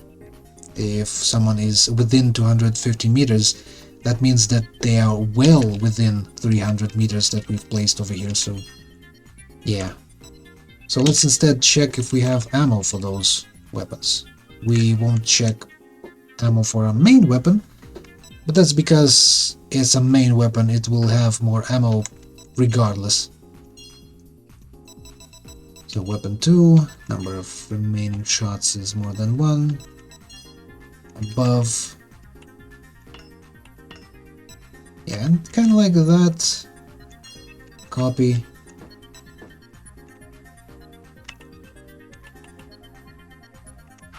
Right, but now we need to select actual weapons. Weapon start, weapon 2. Weapon 3. For this small exercise, I'm realizing I'm kind of going overboard with the solution, but this is actually the basis for our, well, automated OKE, regardless of what other stuff the game throws at us. We just simply add more chips in the center and to the right. Okay, number remain. Weapon 1. No, weapon 2. Weapon 2, right. Weapon 3.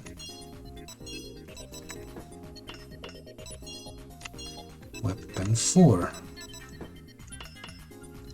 I think that's it for now, because we cannot evade effectively the enemy shots, because we don't have chips for that yet. We cannot sense with our automatic OKE that there's anything flying towards us. Okay, let me save, just in case I've done a bunch of stuff, so I don't want to lose it. Okay, actually, let me check the test program. Friend Lukov. Start the test.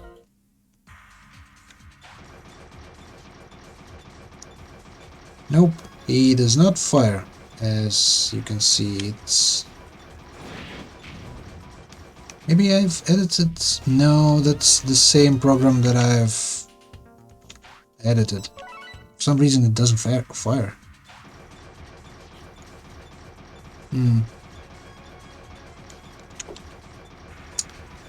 Actually, let me see. Let's slow it down a bit. Like quite a bit.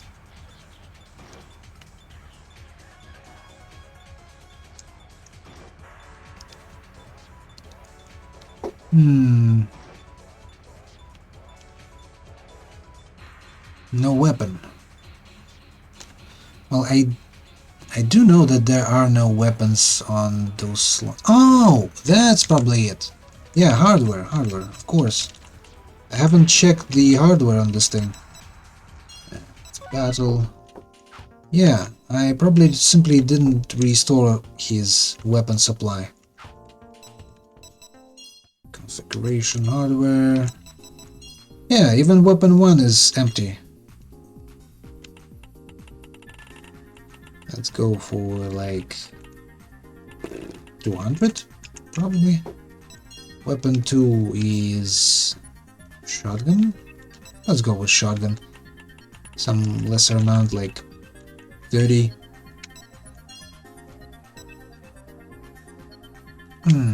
You know, I'm realizing now that I can expand those additional weapons that I'm checking of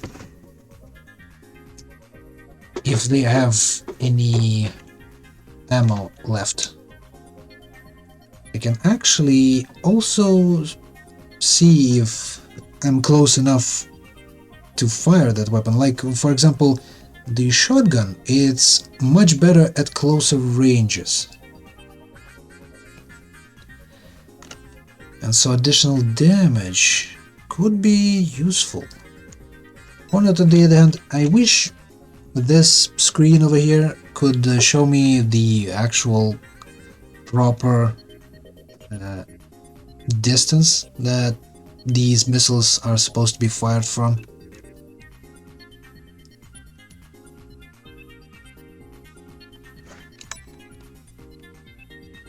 Well, I'm not gonna use avalanches.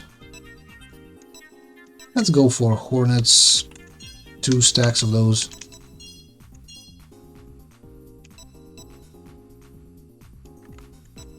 Counter-cannon, shotgun, Hornet and Hornet. Additional armor. Deflector, blast armor. Armor piercing. I'm not sure. He will be firing a lot of missiles onto me, right?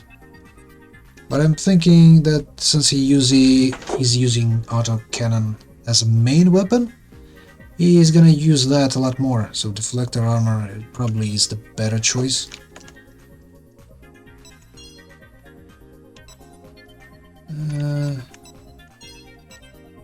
A bit too heavy for my liking.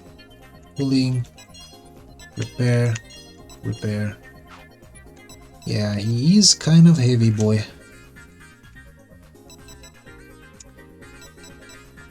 Okay, then we need to kind of reduce our supply of ammo, because this is a bit too much.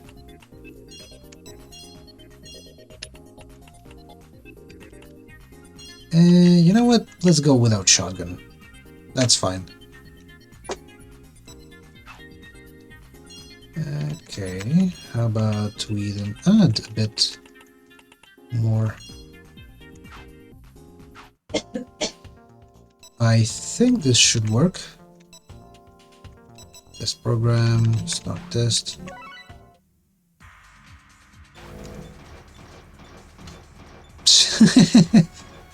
Nope. As you can see, it doesn't. Also, he had used up all of my repairs for some reason. Nope, there are still bugs. Okay, okay. Let's start from the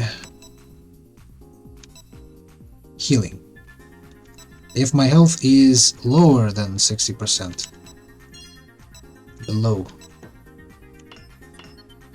Otherwise, he simply uses them when I'm at max health. The next issue is the fact that he doesn't fire. Let's go with processing mode halt. Same for the others.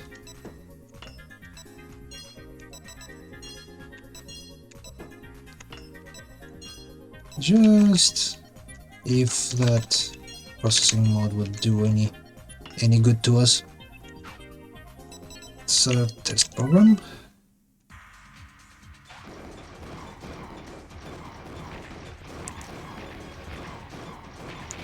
I mean, it kind of works for one-on-one fight. He is kind of doing good. System menu, save. Gotta save when fixing the bugs. Okay, let's go with the battle. Can we actually win here? Defeat Cemetery Keeper. Use either manual or auto. Okay. Your enemy has 3 attacks, cannon, missiles, and aerial mines.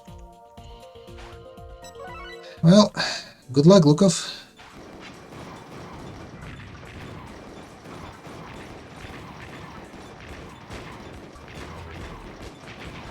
Well, yeah, Lukov loves to spam those missiles. You earned 120 victory points. Nice. You have grasped the effects of additional armor? No, I haven't received that much fire, so I have no idea how that works. When you are ready, you may proceed to the next lesson. Vehicle type OKs.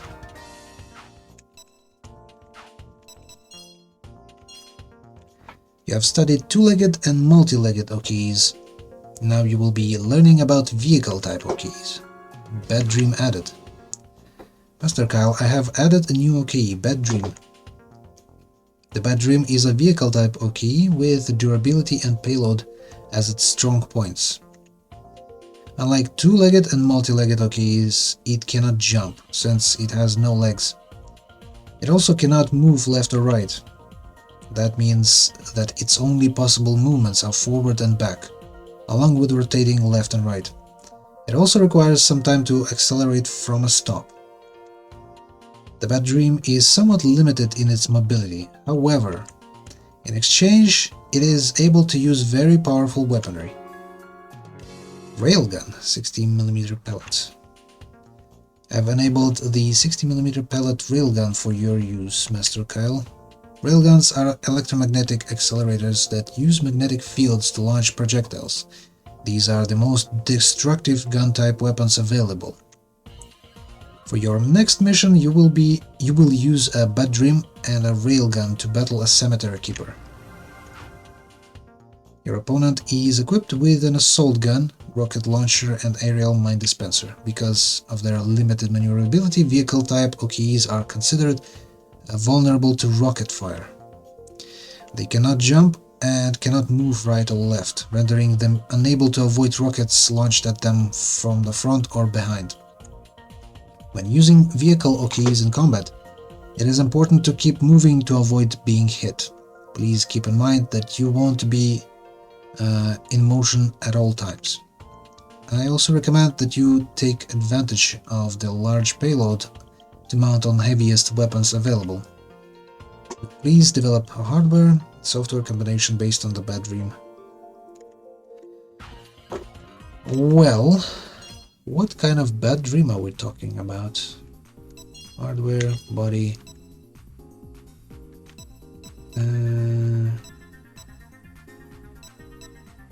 So basically it can carry twice the weight of Cemetery Keeper, but cannot jump. And so far the most useful way of avoiding damage was simply jumping away. A vehicle type OK with devastating firepower and durability. It can be equipped with powerful railgun. 4 options. Wow. Wow. But 3 weapons. Argon beam. Why would you place Argon beam on this thing? Particle explosive, shotgun shell, tank shell. Oh, launch heat. Yeah, launch heat is kind of high. Not gonna lie, I don't like that, especially on this thing. 264 heat that I'm gonna deposit on myself. Yeah.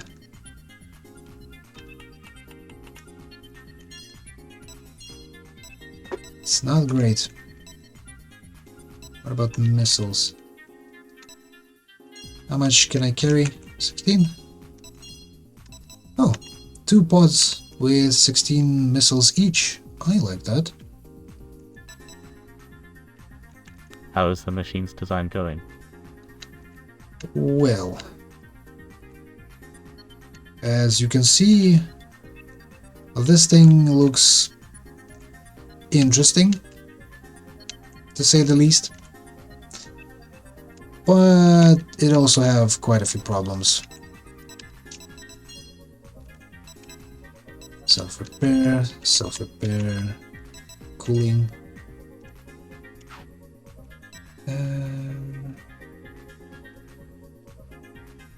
I don't know, this thing cannot evade fire.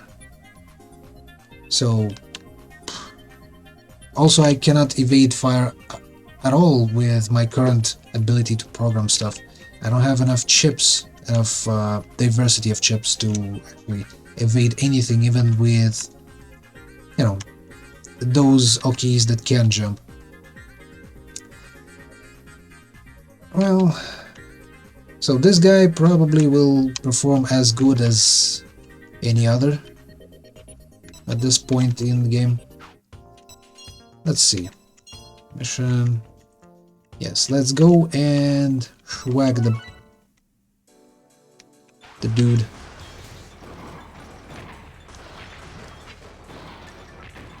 Yeah, it's quite aggressive.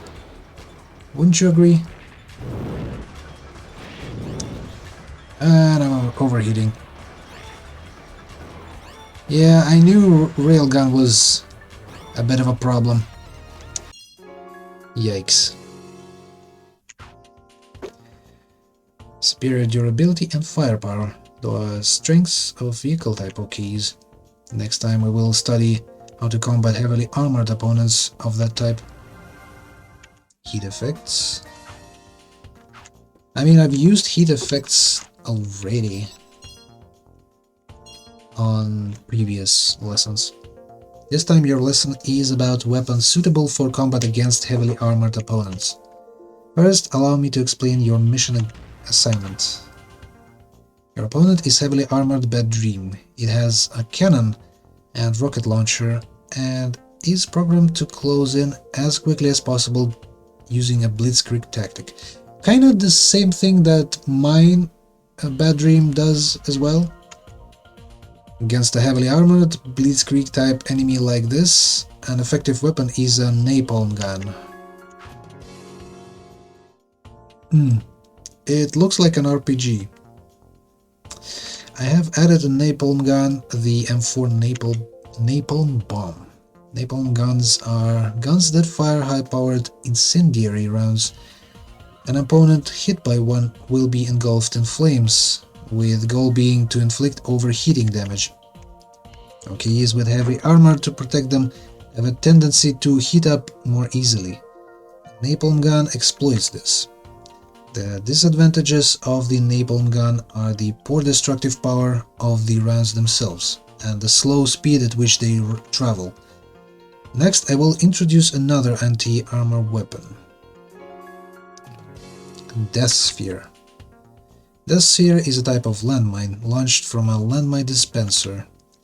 Landmines sit on the ground waiting for an enemy to close near, at which time they automatically attack.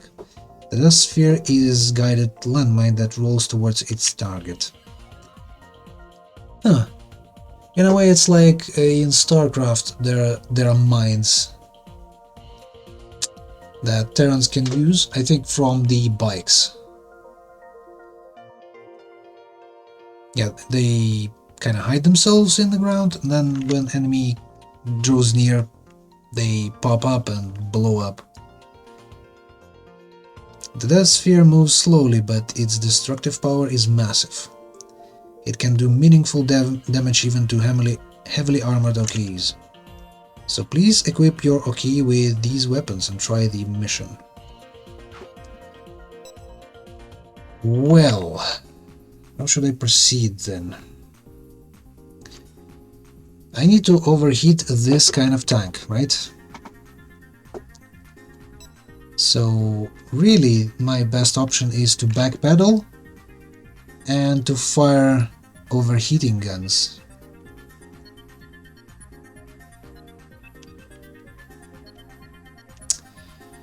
Although I kind of believe in him, he can do it, and all of the such.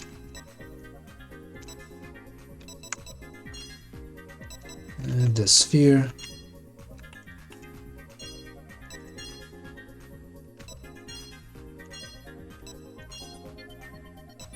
Napalm bombs. Okay. Additional armor. He has a cannon, right? Let me actually see. Battle, mission, yeah, whatever.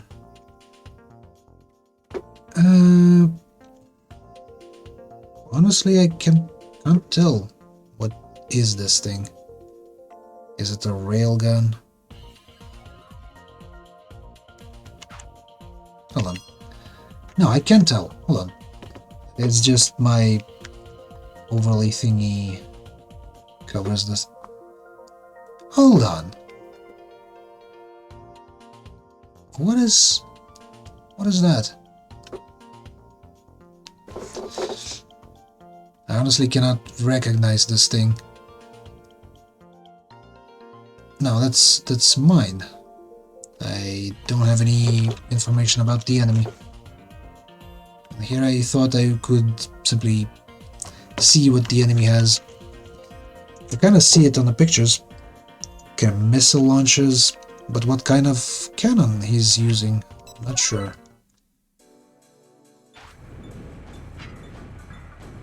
Whoa, whoa!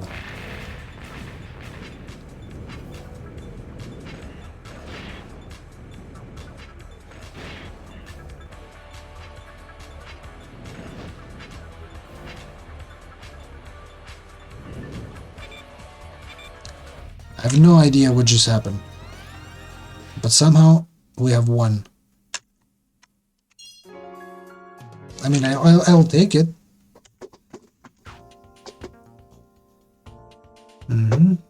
Succeeded, defeated the heavily armored Bad Dream.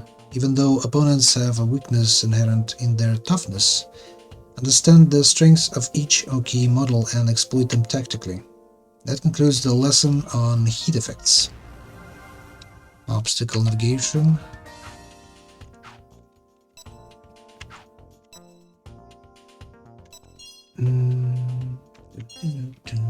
Observe the position of your opponent and decide on a course of action. That is the basic principle of designing an auto OK. But that approach can cause problems when there are obstacles present on the battlefield. The battlefield is not always level. It is necessary to anticipate the presence of obstacles that can impede your OK's movement and attacks.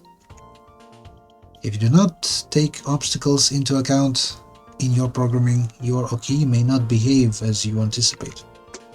There is a special chip to handle this type of problem. Obstacles chip. The Scan for Obstacles chip scans for obstacles within its specified range and conditionally branches based on the result. Although it scans for obstacles rather than OKEs, the Scan for Obstacles chip is similar to the Scan for OK chip. Practically speaking, it is used to make programs that scan ahead before moving forward or making a melee attack. And if an obstacle is detected, move to the side. I'm going to add another new chip. Assess Battle Arena chip. This chip scans the specified range to detect whether it is included in the battle arena to prevent your OK from going off map. There's no risk of leaving the battle arena if all you do is advance towards the opponent. However, once you begin to add lateral movement for avoiding fire depending on your positioning, there is a danger of leaving the battle arena. When you move laterally, it is prudent to choose a direction that will not take you outside of the battle arena. Please allow me to explain your next mission, Mr. Kyle. Please design an auto OK and destroy a stationary drone. As there will be an obstacle, will be obstacles on the battlefield, you cannot reach the drone just by seeing it and moving forward. Instead, please use the Scan for Obstacles chip. For this mission, the use of Assess button, Assess analog, and Shoot reticle chips is not permitted. Please design an auto OK that can perform melee attacks, then proceed to your mission. Right. Alrighty.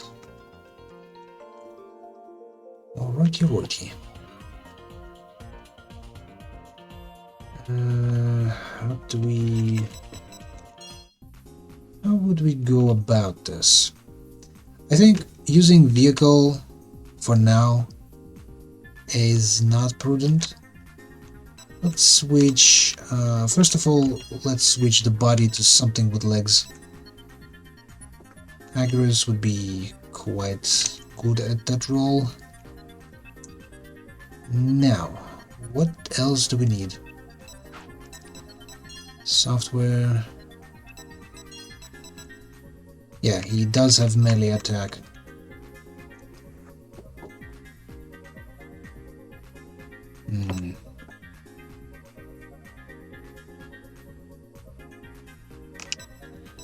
And this is where we expand to the center our movement options, I guess.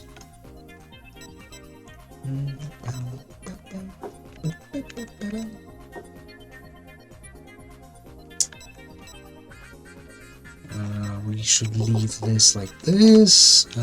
Maybe we should include option 4.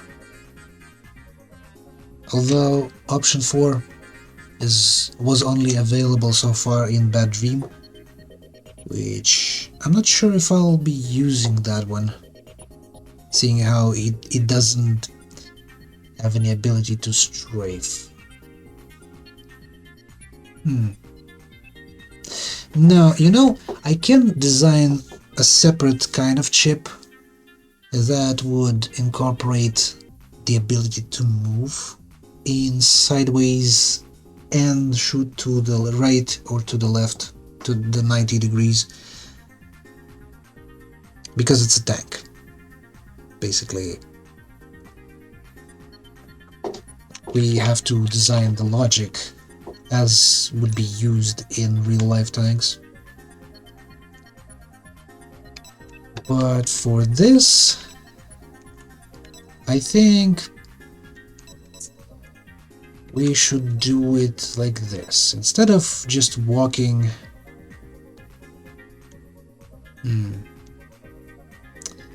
we need to somehow...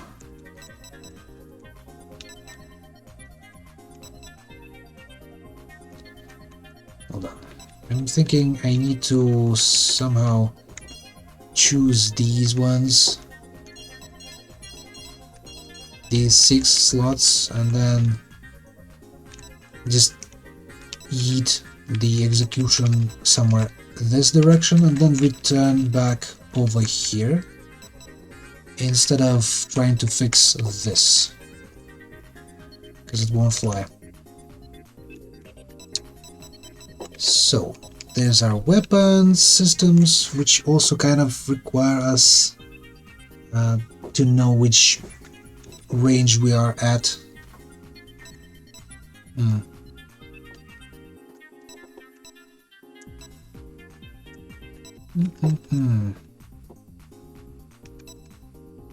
Yeah, I would like to expand it a little bit.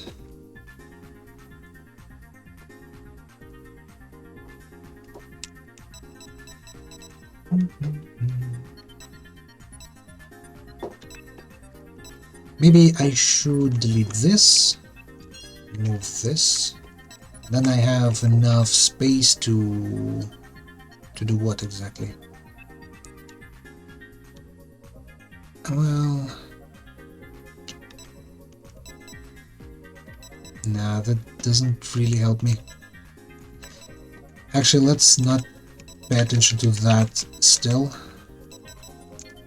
I think we need to focus on our movements so far.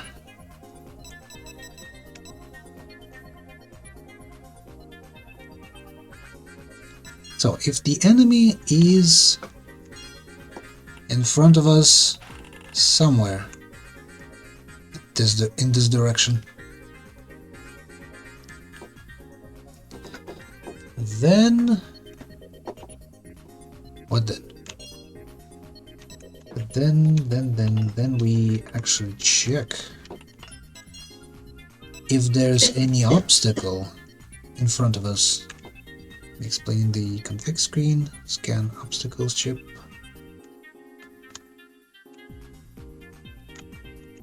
Yeah, cool.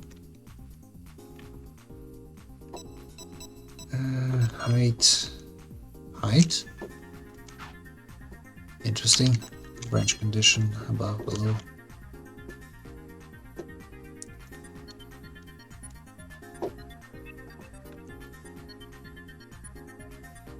Branch if there are any obstacles above 0 meters in height.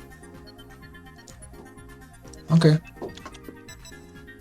Specify range. So Cartesian, I think, would be better in this situation.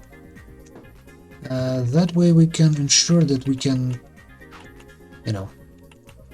fit in said space with our bot. How do I reduce range, location adjust, vertical, horizontal, this way, okay. 100 meters, say. If something is in front of us in 100-meter range, right? Roughly at our size, then we should do what? We should strafe, I think. Right? Strafe where? That's the question. If there is an obstacle to our right, Hmm. Can we turn this, or there's no handy way of doing this. 16 meters, 100 meters. Okay, 16, 100.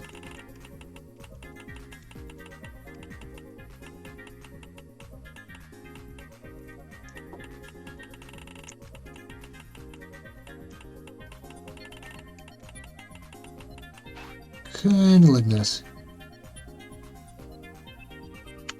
Okay, there's something to our right.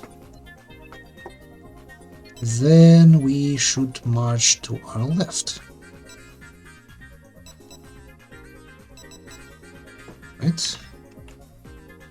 If it's not the case,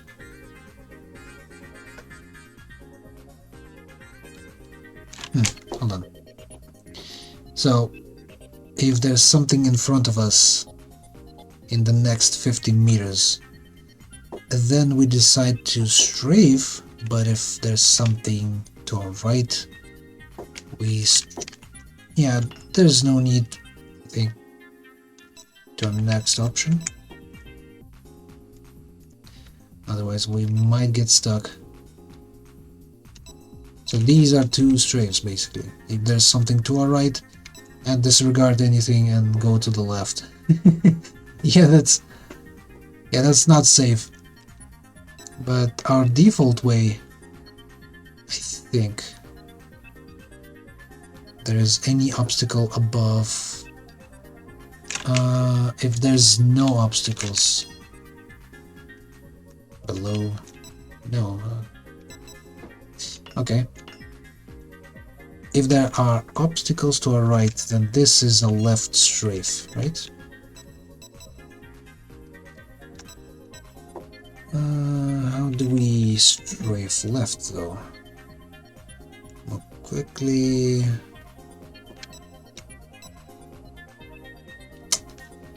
I don't know, simply move to the left. Or maybe you should use quicker movement. Direction left.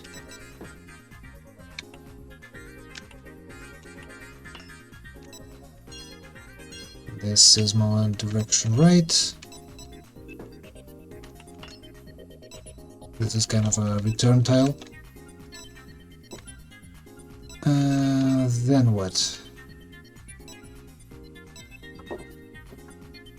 Kind of know about the obstacles, but we do not take into account if we are leaving arena.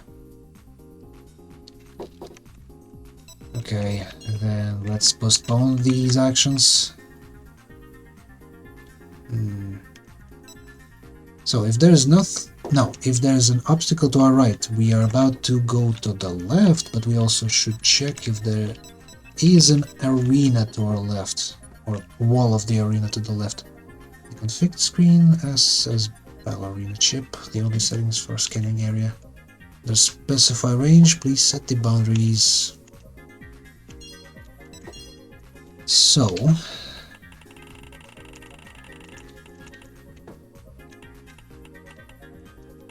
$50 meters, I think would be enough.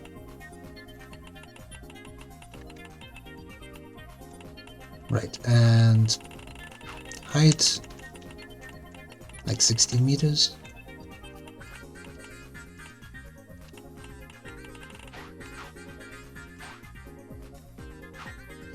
Whatever, that'll work. Okay. So, if there's an obstacle to our right and we want to go to the left, if there's something on the left like the end of the arena, what will we do then, huh?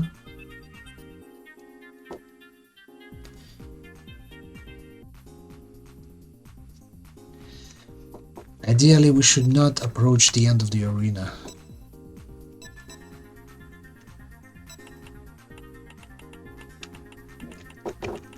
Hold on. Wrong button. Okay. So if there's an obstacle to our right, we're going to the left. If there's on the left at the end of the arena, we still strafe to the right. And if there's no obstacle, we strafe to the right. So in both of these occasions, we still want to strafe to our right.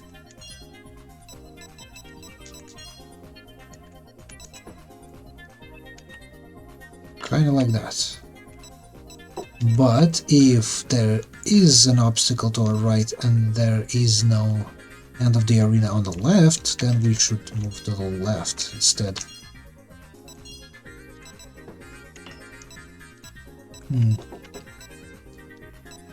Kinda like that, I guess.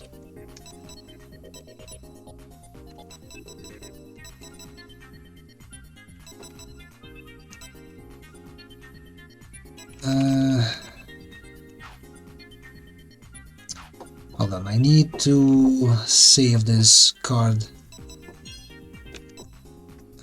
Let's use card 5. Actually, how do I copy paste it? Hold on. Yeah, copy paste just in case, because this might do bad stuff. I'm not allowed any sort of shooting weapons, so all of this should be deleted. And what I need by that, all of this logic about shooting weapons to be deleted. Otherwise, I won't be able to go into the mission. But as far as all of the other components go, I think it should work. Okay, let's see if it does.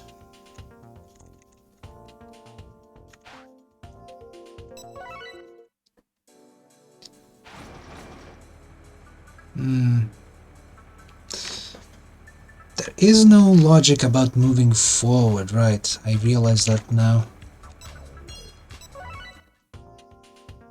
Yeah, cool. Cool. I realize my mistake.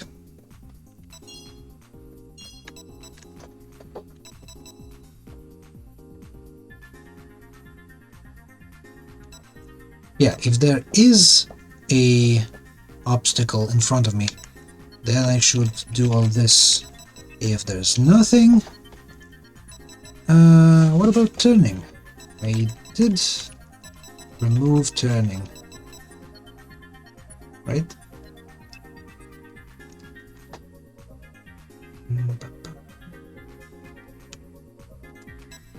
Yeah.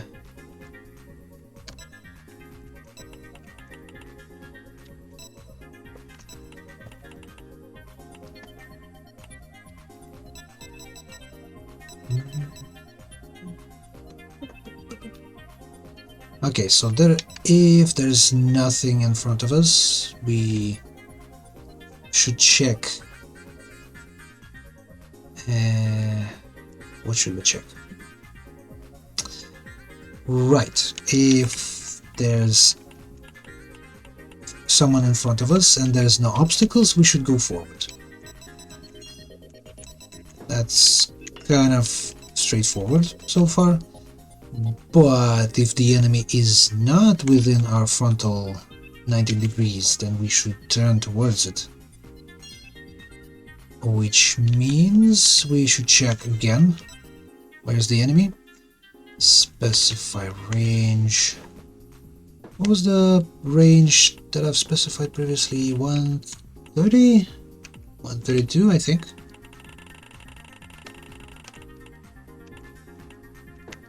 I mean, 130 would be quite enough, I think. Right? Nah, it should be a sum of 270, right? So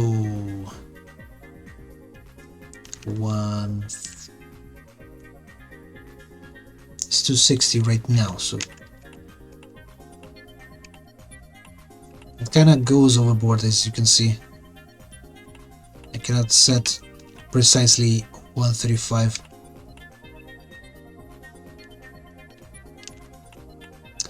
Oh well, this is close enough, I guess.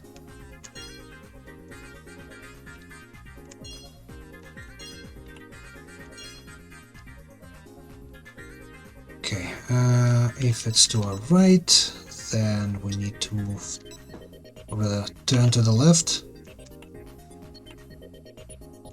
Right?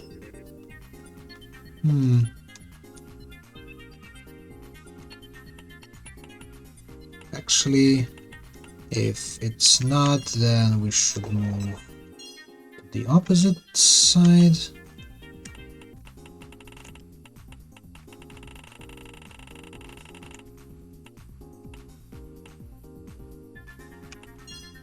Kind of like that.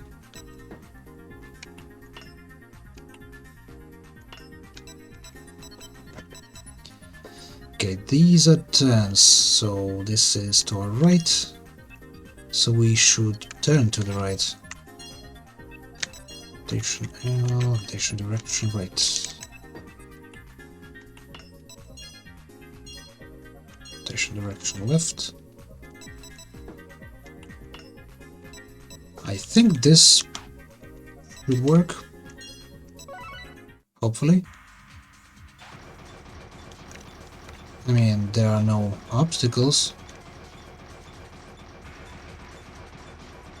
but at least it can go forward and schwack.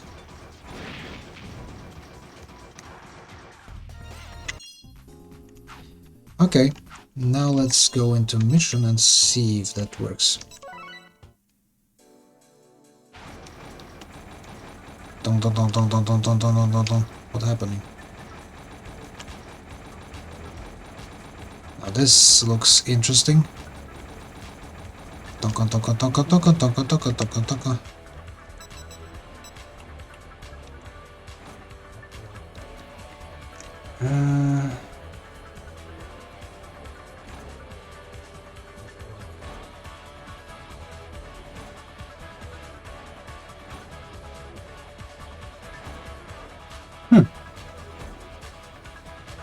Interesting.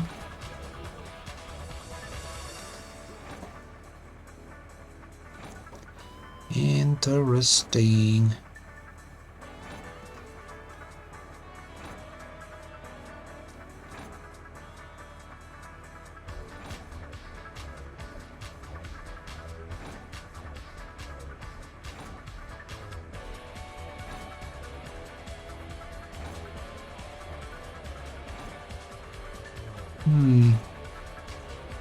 What could be the reason? It tries to strafe right, but then branch to the left of it kind of cancels the movement.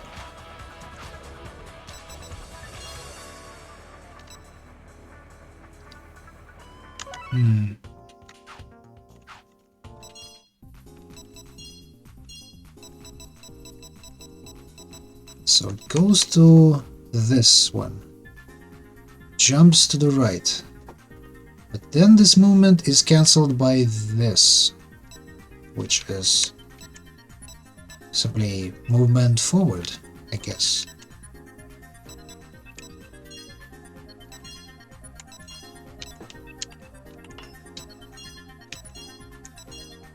Yeah, let's try and do that. Maybe that'll solve it. Like, give him more time for doing those side steps.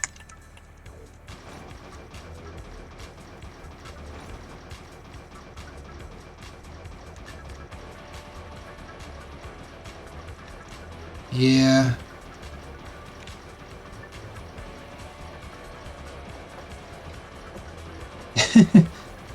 Whee! Another bug, more or less. of the degrees of turns kind of problem.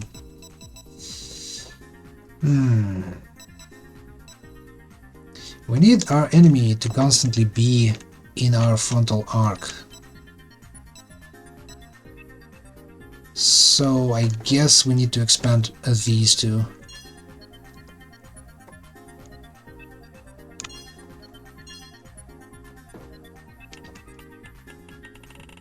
Leave a small smidge in the center.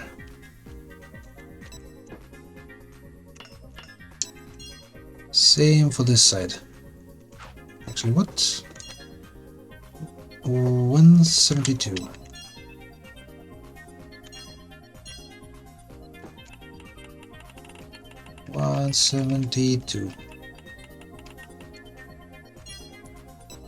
Yeah, kind of like that. So much finagling. Kind of like in real programming.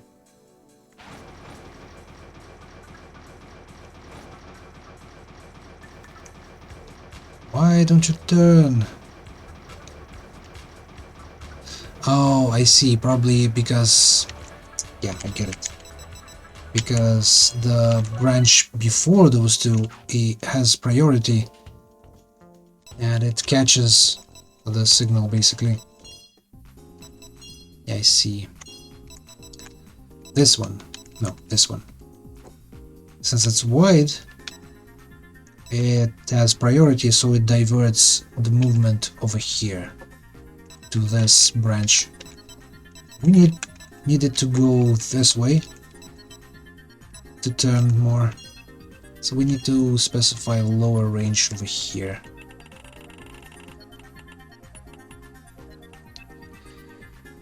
Hold on. Where's the cursor? Frickin' cursor.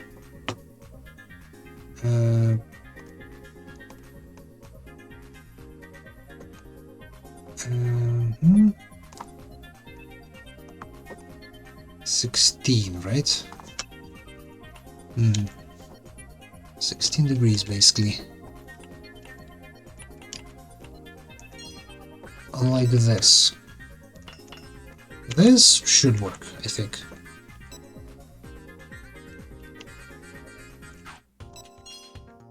Kind of takes a little bit more finagling than I've expected.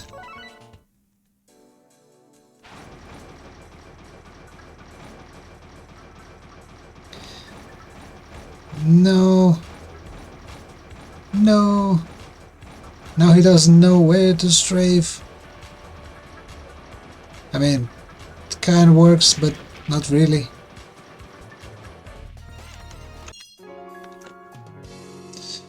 $150 for that?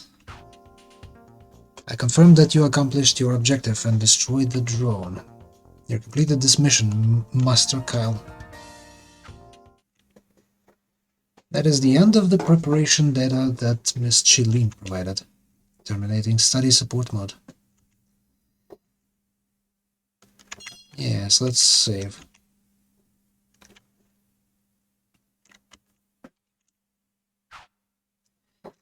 I'll carry the coffin. I said the kite. It's not through the night. I'll carry the coffin. If it's not through the night.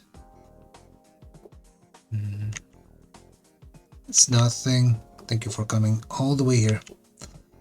You've been a great help to me. Without your lessons, I could never have learned so much. Flattery will get you nowhere.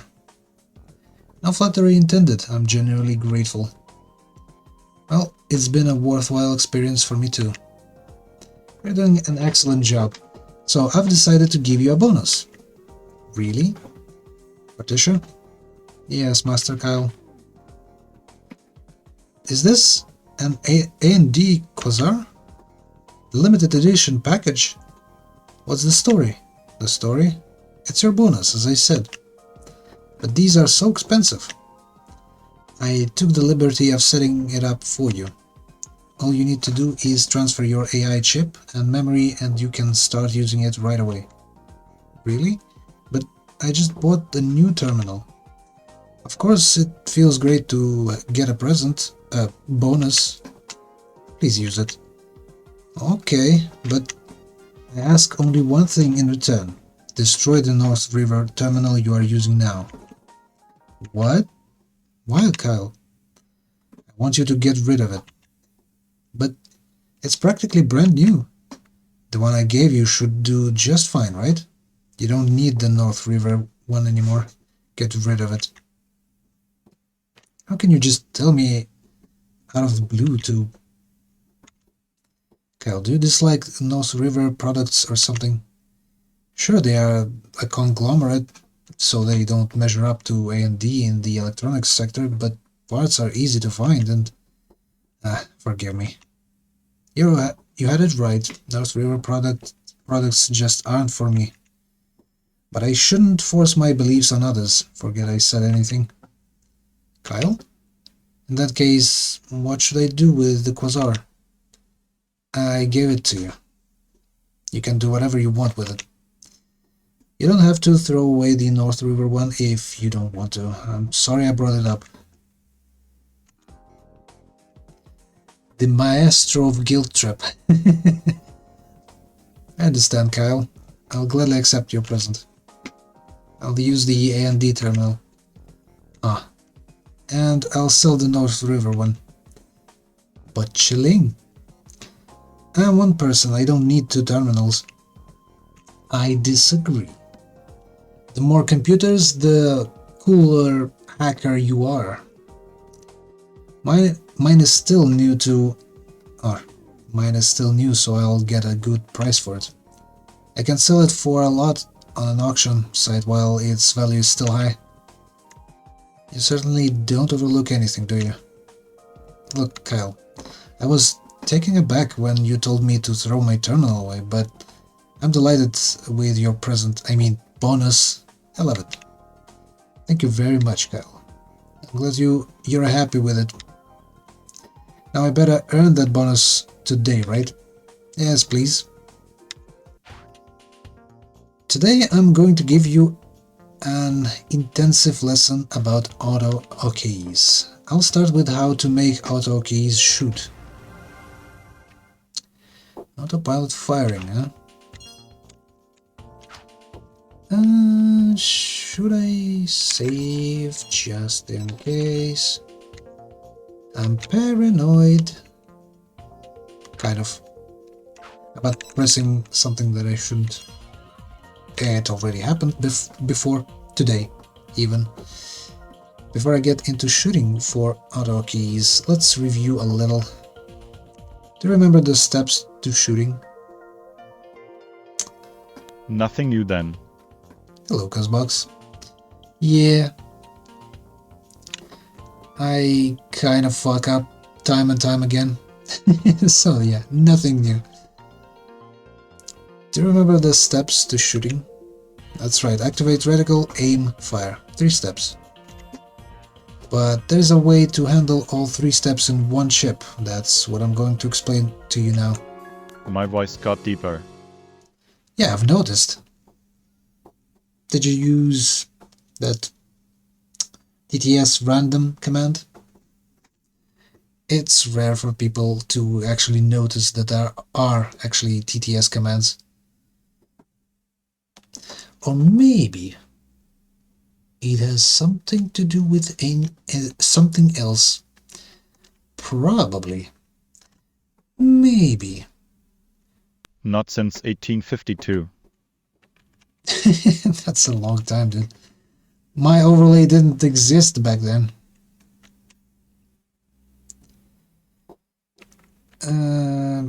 Select and fire chip added. Select and fire chip automatically scans for targets within the specified range and shoots at them. It's a really handy chip. Okay. I was born in 1652. Jesus Christ, you're a relic. Are you a vampire or something? Then you shoot using a select and fire chip even if you have already locked on to an enemy that will be disregarded.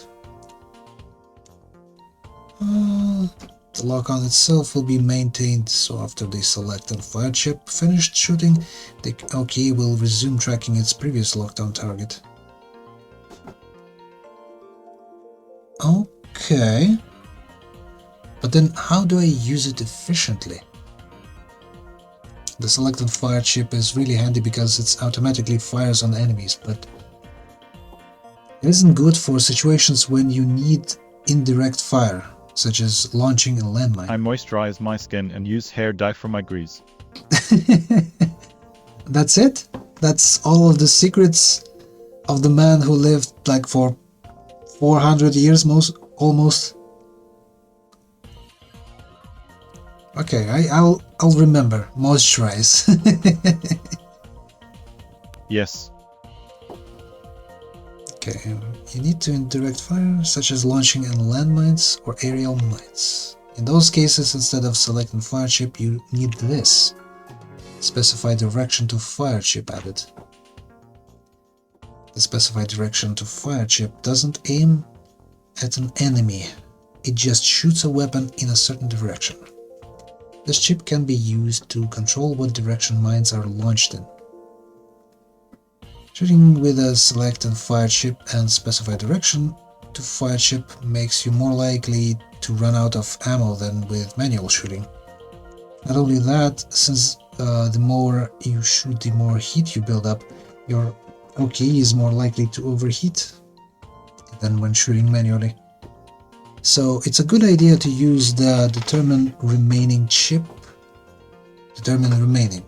and status assessment chip to limit shooting to circumstances where ammo is plentiful and heat is low. If you do run out of ammo or overheat, you can still perform melee attacks. Be smart in how you attack. Shoot when you can shoot, melee attack when you can't shoot. I'll explain your mission. Your opponent is two-legged OK called the Norlander. Jeez. The Norlander has a body type specialized for melee combat. On this mission, it won't shoot at you. If it gets close to you, you'll be in trouble, so gun it down at long range. Use of any assess button or assess analog chip is forbidden. You have to fight this one with an auto OK. Okay, back to the drawing board, I guess.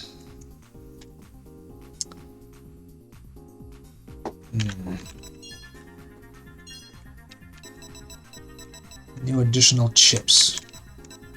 Chippy chips. I think that part of shooting logic that was in here. Yeah, I think it's a good thing that I've deleted it, since new stuff has been introduced and new approaches to using those new stuffs. So I might as well start anew with firing my weapons.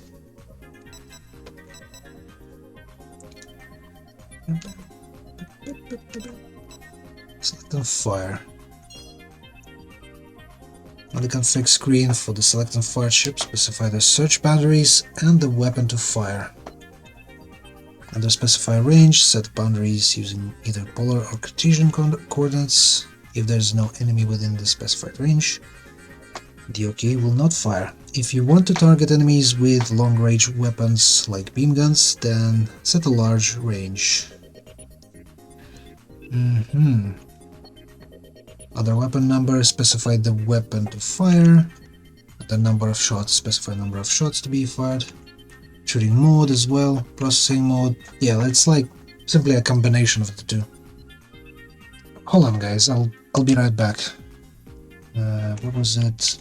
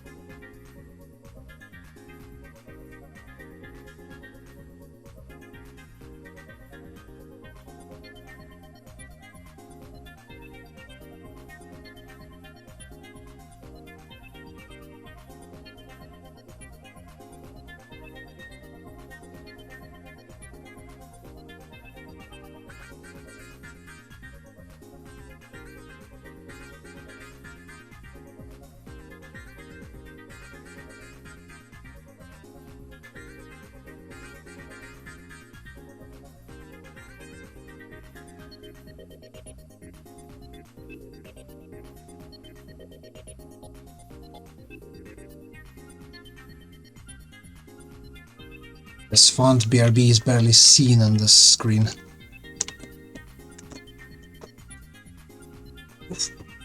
And I'm back. So, what do we have? I think it's not even necessary for me to lock onto anyone, right?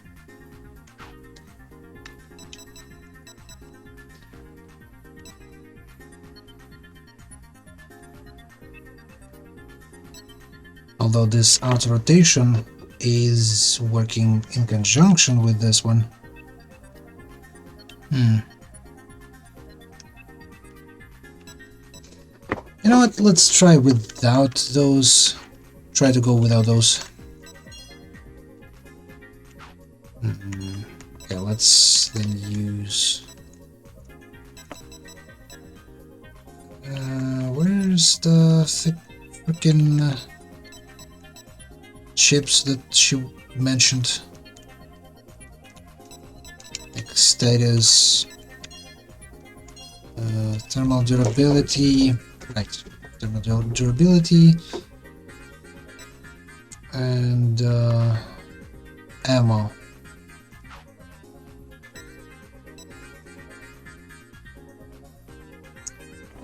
I'm not sure which one should I use. Okay, shooting mode is random, right? Well, depending on the weapon in question. Weapon number, weapon 1, tungsten shells. It's an autocannon, so random shots are preferable. 5 shots, random, processing mode, pass through. Weapon number, specify range. I think this weapon fires like maybe to 250 meters.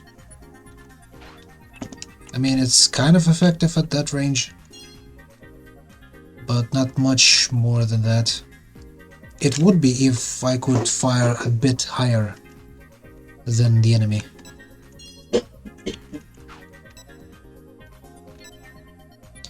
Shooting mode. Well, when your uncle won't even let you go to Tosh Station for power converters, it's tough to make a difference in this game. Also, the whole hunting of all streamers can limit your options. Imagine if, instead of let Owen and Baru raise luck, what if Obi-Wan had raised him?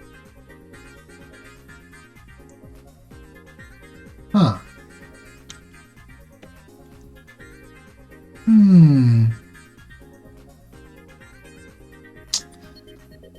You know, every time I read, or rather listen to the TTS, I'll have to then reread the entire message. And even then I feel like I'm having a stroke. Lol. The fuck? What does that have to do with anything? How is it ties to every other sentence in your message? What? Man, that's confusing.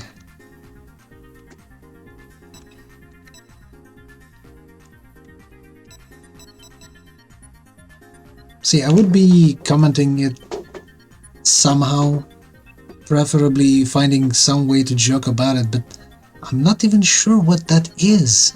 That message that you wrote just now. Come to think of it, you have a talent You're of writing inventing a lot of those. things in this game. Yeah. It's like inventing bicycle all over again. There are enemies that already automated, and they mostly use these sort of chips. But, you know, I kind of have to learn how to use these things step by step, basically. Alright, this is not a conditional, it always does this thing, which is not great. I'd rather it wouldn't do that.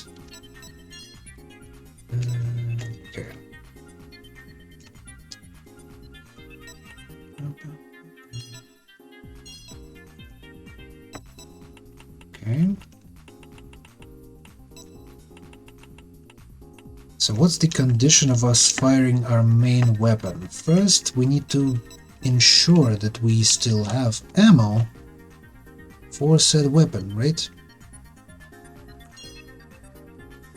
Weapon option, weapon 1, numbers remaining more than 1.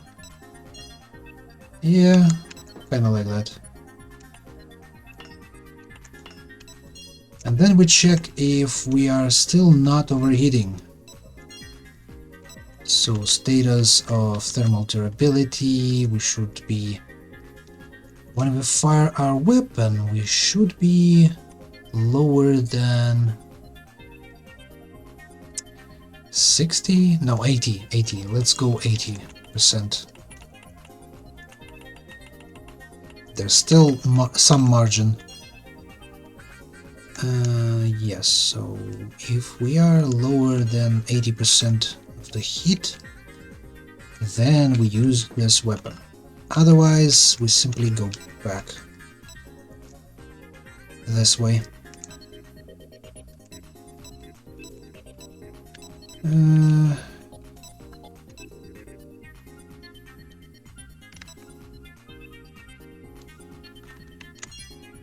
How about we connect it to this tile?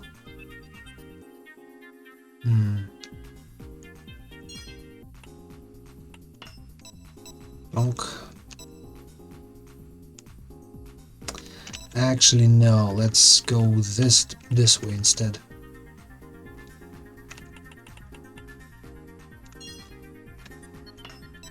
So, second weapon is supposed to work in similar manner. Okay, we then copy it. Plonk.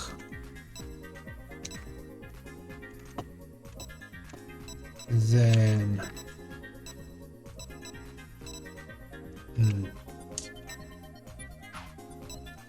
how do we connect it?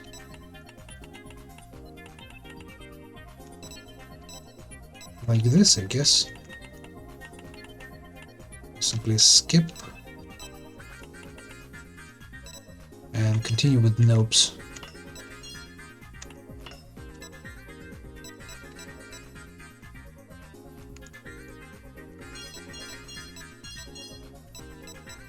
Okay, copy and flip vertically.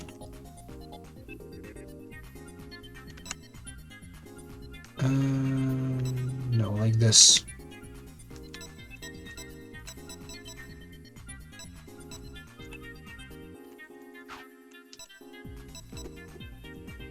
Yeah, but this time around we need it to be a weapon 2. Heat, well, kind of the same.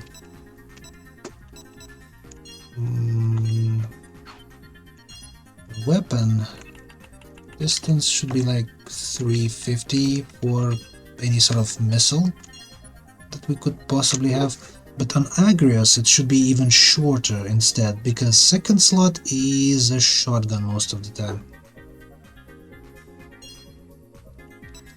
So let's go with weapon slot 3 instead.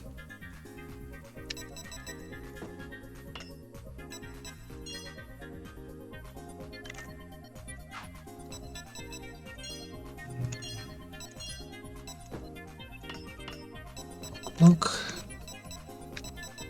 Same goes here. Weapon 4. Specify range. 350. Weapon number 4. I mean, it looks like something. I wonder if it will work.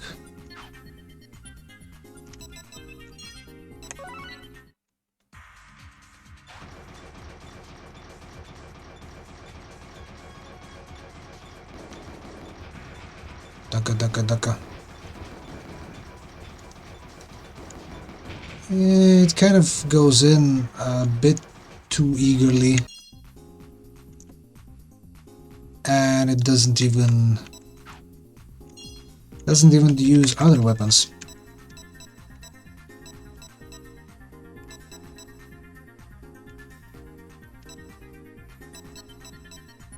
So I guess it should be shooting mode, no, processing mode halt.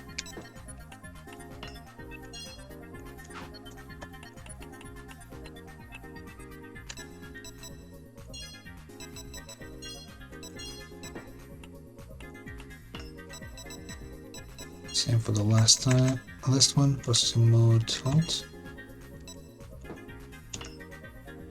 Although this Agrias also doesn't have missiles, so that's the reason why I didn't use any of them.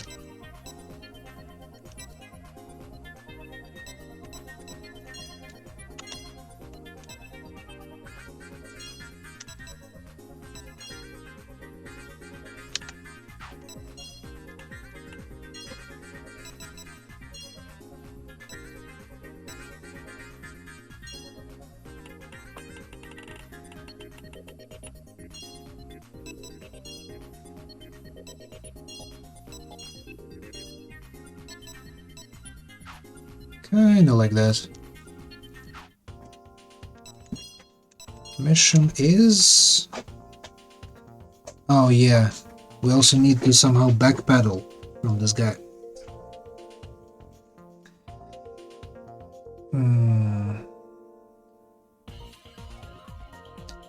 Backpedal and jump away to keep our distance. What the hell. Let's see what happens if we simply launch our program.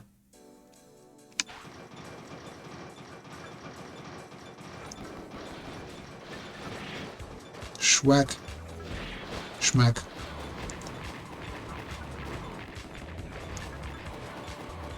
Jesus. Yeah. Mass missile spam had solved the issue. And 150. Succeeded in automating shooting. Having come this far, you are close to the level needed for actual combat.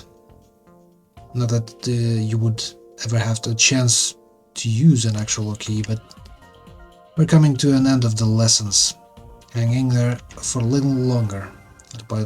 Autopilot dodging. Okay.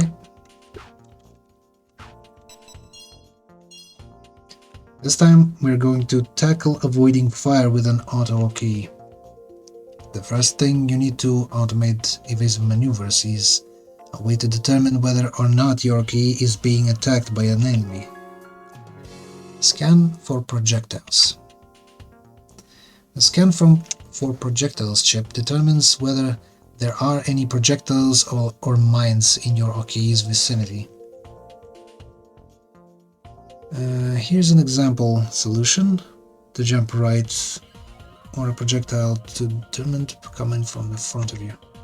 However, in this example, as long as there's incoming fire, the key will keep jumping rightward. To prevent that from happening, let's divide the jumps evenly between left and right. Random branching. The random branching chip, as the name suggests, branches based on the random probability.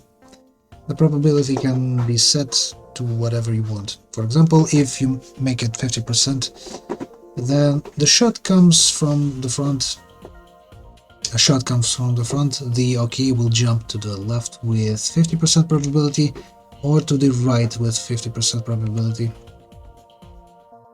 If attack comes from the side, the key should jump randomly forward or back. I have one more new chip to introduce to you.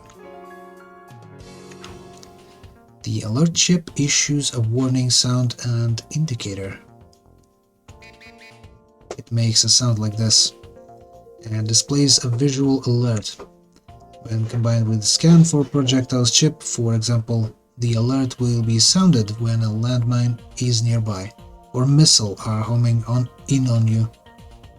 All it does is sound and display an alert, so it is pointless in an auto key, but it's useful in manual key. Now let me explain your mission. Your opponent is a Bad Dream, a vehicle type key. It will attack with a cannon and rocket launcher. Okay, cannon. So basically those 185mm shells. And rockets, basically unguided munitions. Create an automated dodging program that deals with the Bad Dream's attacks. For the record, manual OKEs are forbidden again. Got it? Yep. A bunch of remaking my program all over again.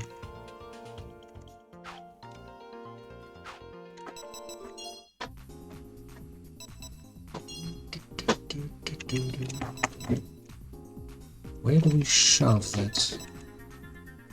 You know, I'm really the person that likes organization of all things.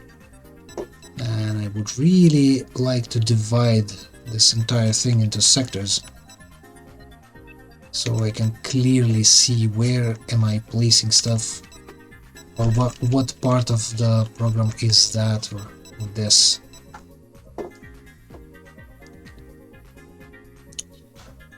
So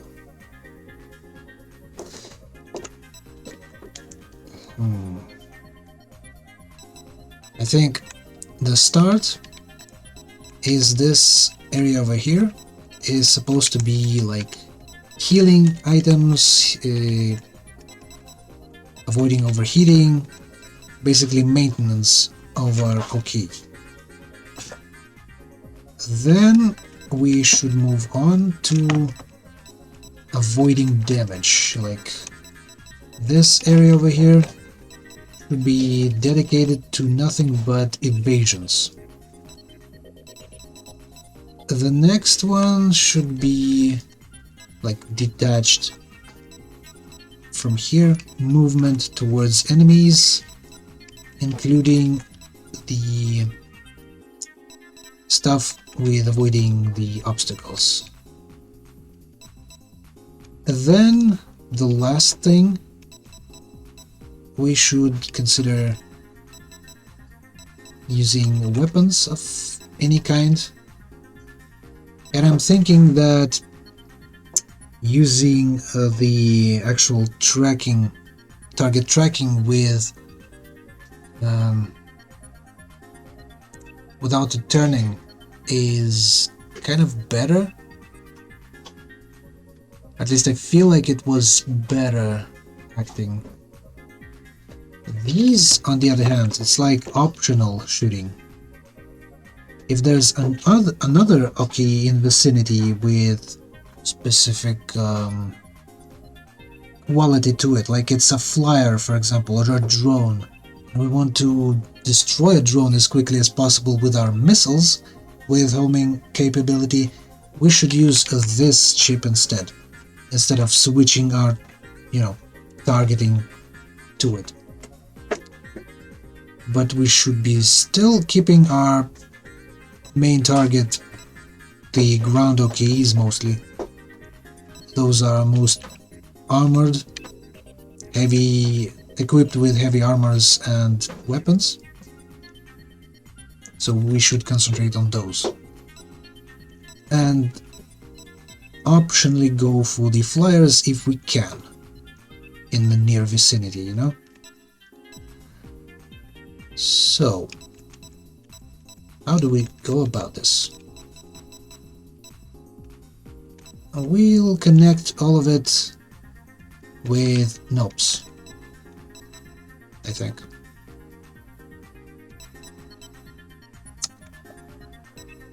And we'll go with those stuffs with like clockwise manner, right?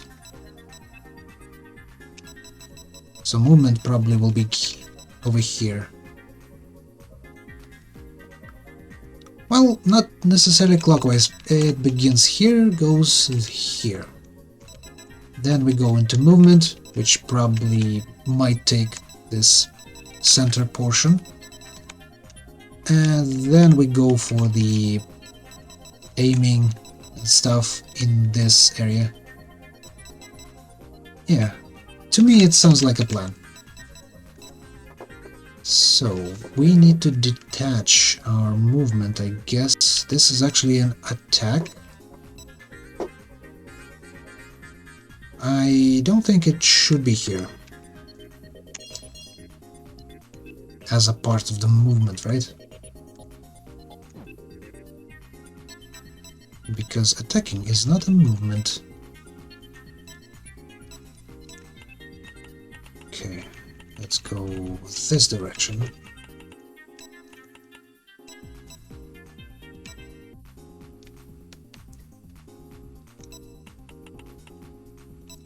Kinda like that. So, let me see. If we are lower than 60% HP, then we see if we have first option.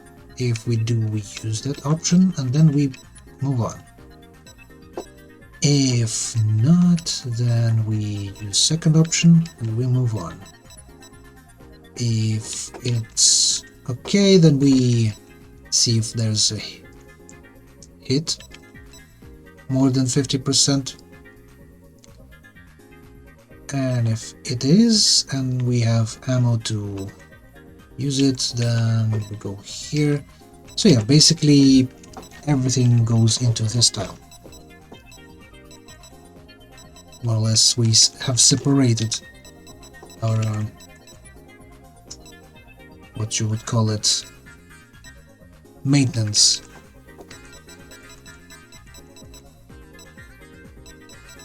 Okay, then next thing. How do we avoid enemy fire? First we need to detect if something approaching us, right?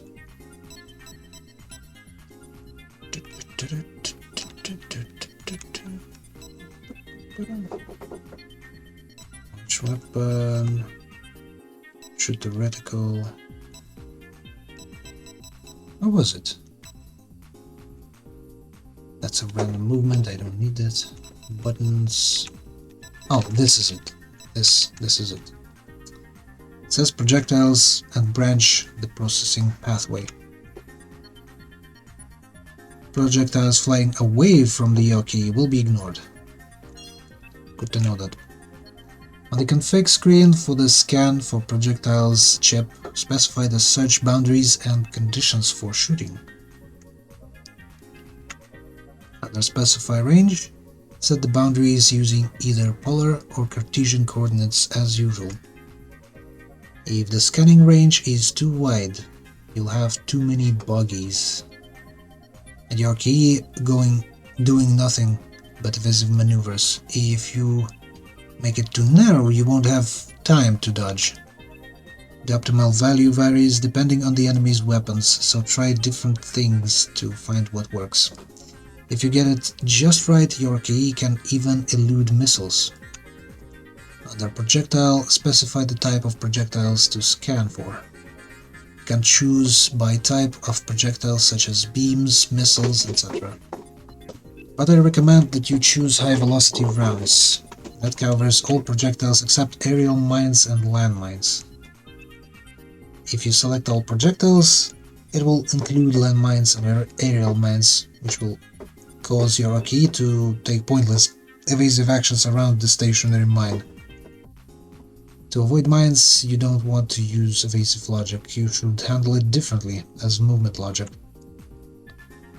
With auto and branch condition, you specify how many projectiles will trigger branching, usually above 1 works fine.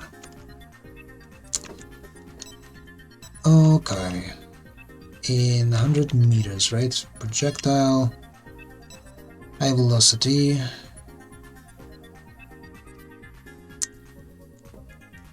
I mean, I really would want to separate missiles, rockets, AP shells, Well, IP shells and beams are kind of in the same. But for now, let's use high velocity. Ammo, 1 branch condition, buff. So yeah, if there is something to be avoided,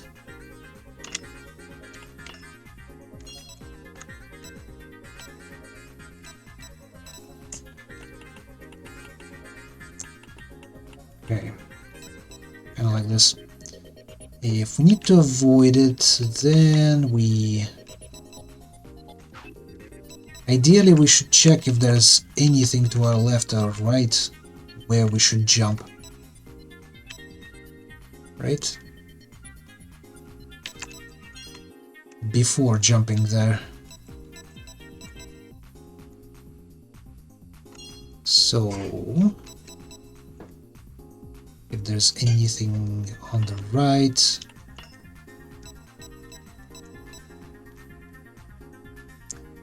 then we should assess what's to the left.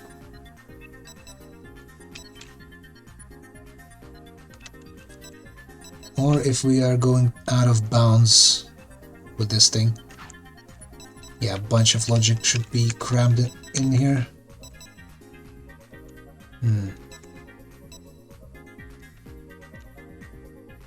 So, hold on.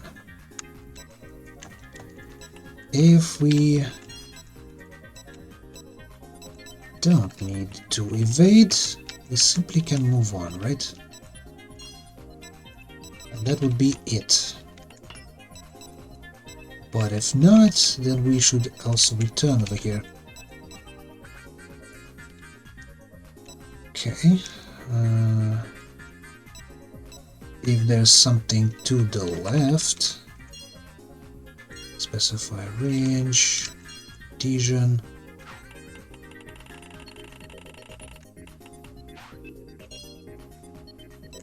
Confirm.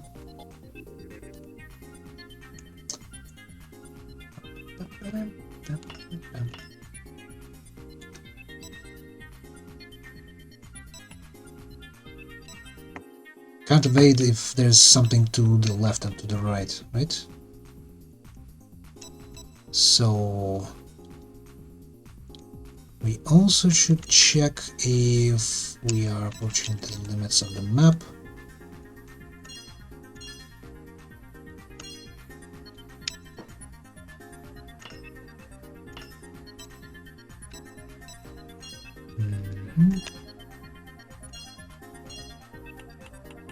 The opposite side. Right, confirm. So, if there is an obstacle to the right, and there's nothing to the left, well, we don't go out of the bounds of the map, then we should jump. The jump should be performed to the left, right? And probably to the back left, I guess.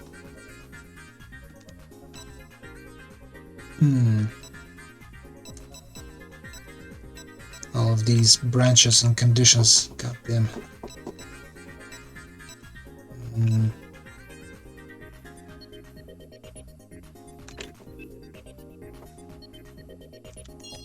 Okay, if we go out of bounds, right? Branch if there is a location outside of the battle. Specified range.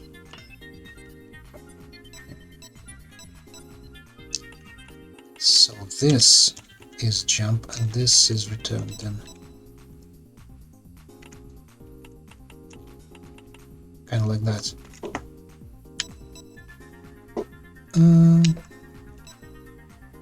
What else is here?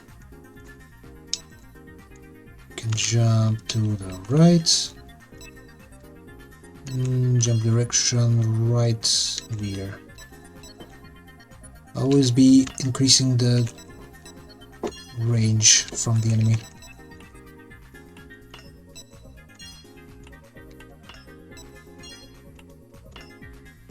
Kinda like that, I think. So, if there's a thing approaching from the front, right? There's something to our right. And there's nothing on... well, we are going out of bounds to the left. Then we jump to the left. If there is something to our left... hold on.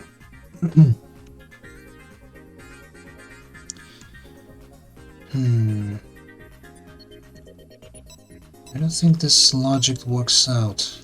There's something to our right. And we aren't going out of bounds on the left, but we don't know if there's anything on the left either. Right?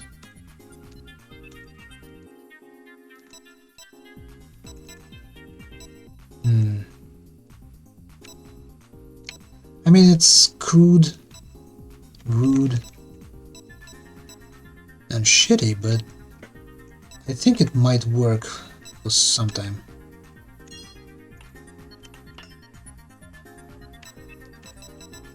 Okay, this is our exit, and it should go into the movement section. So this is where the movement begins, right? But we also should consider our movement or our rotations.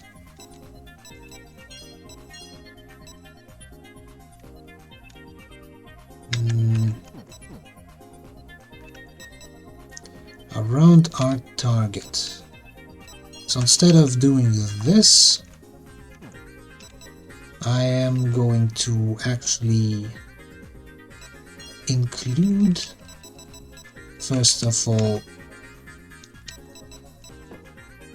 tracking someone, and then going into the outer rotation around that target.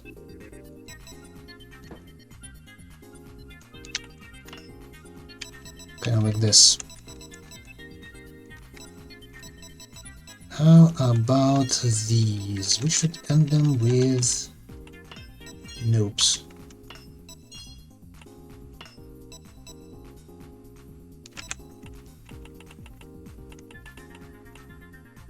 Right? Specify range. I don't care about range. This is a nope. That's an exit. So we should take all of this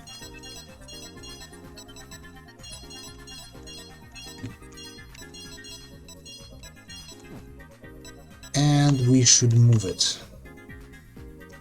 Also flip it horizontally, I guess, if it won't be able to fit. No, it actually fits.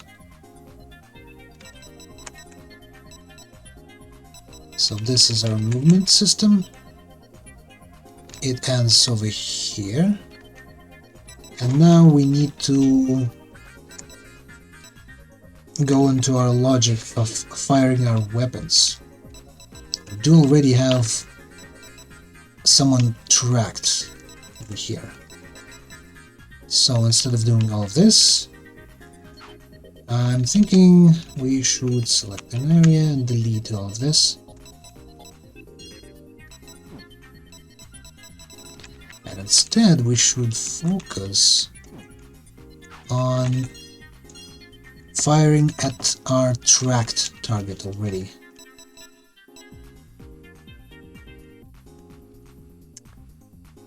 Which is... we should enable this thing, our main weapon. Then we should fire our first gun, I guess, to shoot at the reticle. Right?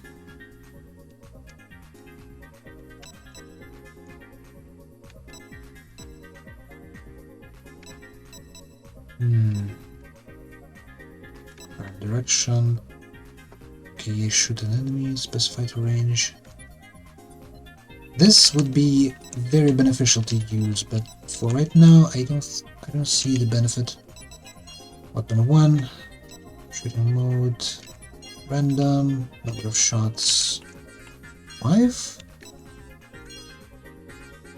Pass through, confirm. Yeah, this is where we should also slap down the logic of firing a weapon. So this is the beginning of this section.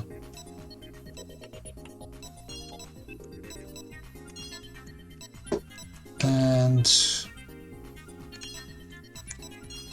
I think there's no point in firing anything if we are overheating already. So let me... Yeah, if we are like 85%, we cannot fire any weapons. Addition below. Like this.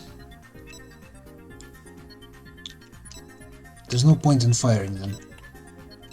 So we should return from this, but if we are below, then we can see what weapons we have, what kind of ammo we have.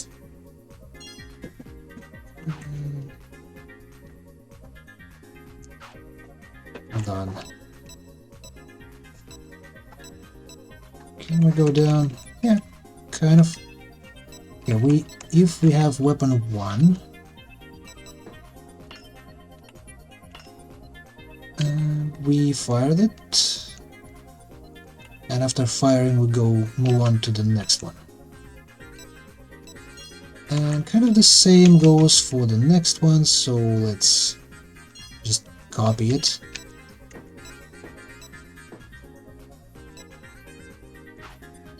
Right?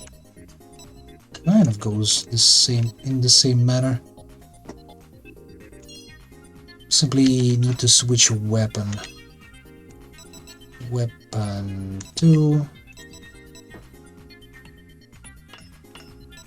This is for weapon 1.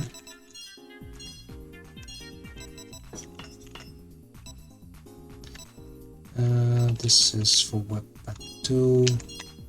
Shooting mode should be normal. Number of shots is 1.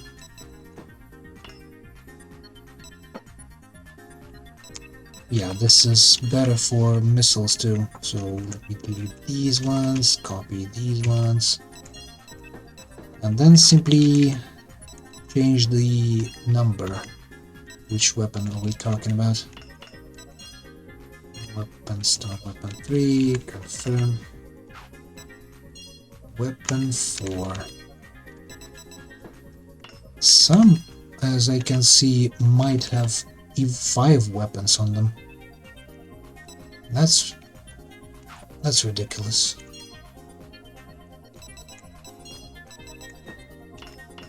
Who would have this much weapons? So this is kind of an organized version.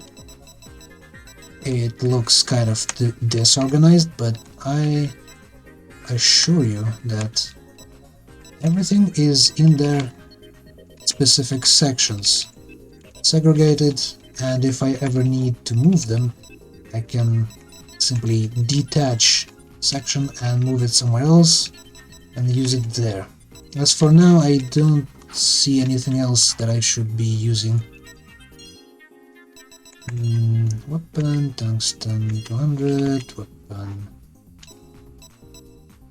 Well, shotgun, napalm, anything of that nature is going to be too heavy. What kind of enemy are we facing? Destroy bad dream, vehicle type, okay. You have to do it with using an auto, okay. Your opponent will attack with a cannon and rockets. Create a program that will automatically avoid its fire, then take it to the mission. I see. So kind of did that, but we also know that it's is it a heavy armored? Okay. Hold on. It kind of doesn't say that. Band setup manual. I mean, we can try and fight it like this just to find out what kind of armor he has. Ooh, 120. Also, my missiles don't work. It would seem. He just does the jiggy instead of firing. Yeah.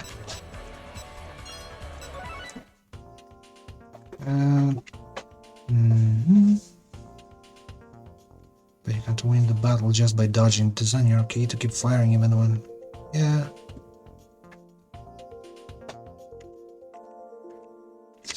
No, that's not the problem. The problem is the fact that I'm not firing at all, ever.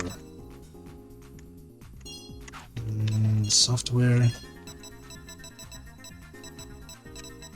Because he does this jiggy instead of firing. Processing mode, halt. Let's go with halt.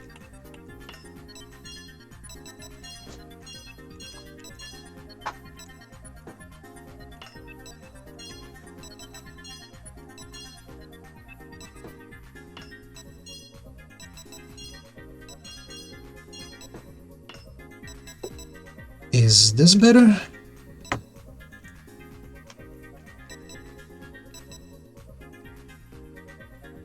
Also, I think this thingy, I need to increase the range to detect stuff from further away.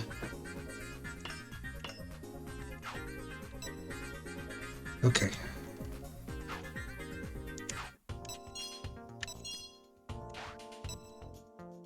Oh yeah, also I didn't change the hardware. So he does use 120 armor. The most efficient setup would be to use actually rockets instead of missiles. And something flame related, like this argon beam gun.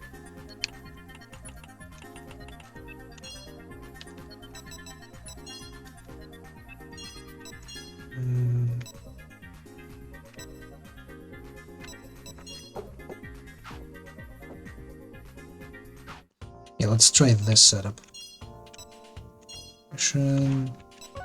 Let's go in.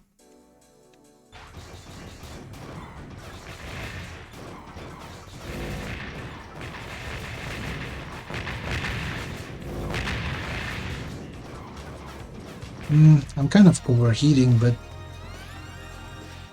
it still works.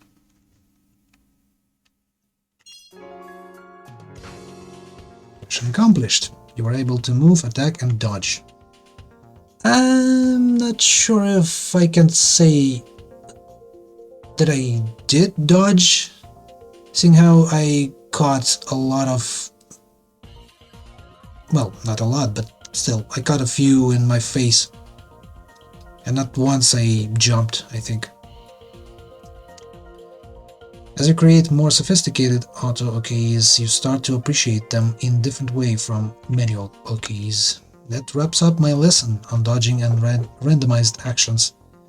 Next time we'll change gears and I'll introduce you to a new type of OK.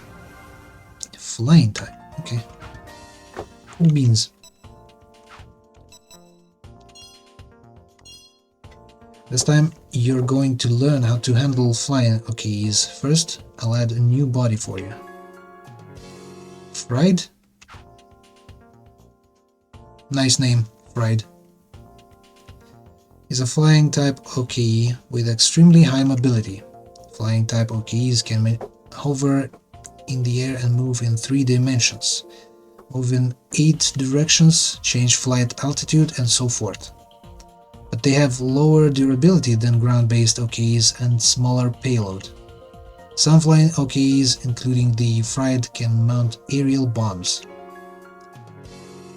Aerial bomb Mjolnir. Now we can use the aerial bomb Mjolnir. There is also a program chip that is specifically for use in flying type OKs. I'll add that also. Set flying altitude chip. The set flying altitude chip allows you to set the altitude your OK flies at. Flying OKs can't jump, but using this chip they can move up and down to change altitude. Take advantage of your altitude to harass ground units. This time you will use the Fright flying type OK to battle the vehicle type Bad Dream. This is a powerful enemy mounting cannon, rocket launcher and aerial mines. Aerial mines are flying OK's natural enemy. It detonates close to a flare. A mine can bring it down in one shot. Make good use of the set flying altitude chip, okay? The only OK you can use is a Fright. It can be either manual or autopilot. Go ahead and design your OK, then try the mission. Well, now we are going to design a drone. Ain't that the best thing ever? So, okay, econ, hardware, body. Right.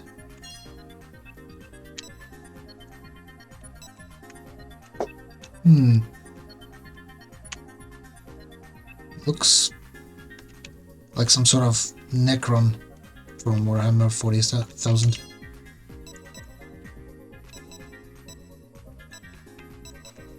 Can I... Why bother? Just use better CPU. Armor thickness. Also no need to bother with it. Weapons, napalm, argon beam, system.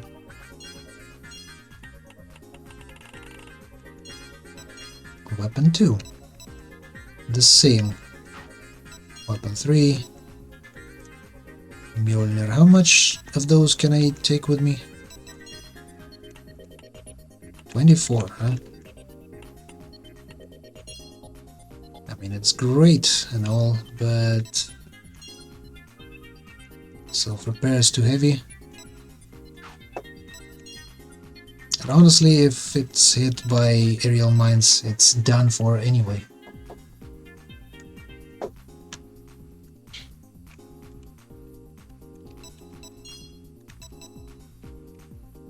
Where's the attachment for them? I don't see it.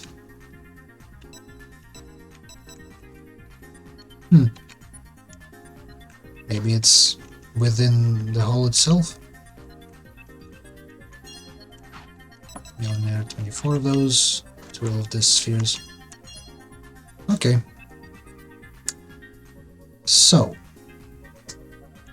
my thinking is, with this drone, since I have the weapon that surpasses Metal Gear, I need to hover over my enemy and schwack him with lasers. Right? Lasers are light. I also have bombs. So basically with this setup, I need to pick up as much height as I can. And then I need to travel right above targeted enemy and then fire down on top of it. So basically what I mean is that most of the stuff that I've programmed before for the Agrius and such won't be applicable here. Still, I think I can try and repurpose some of the programming.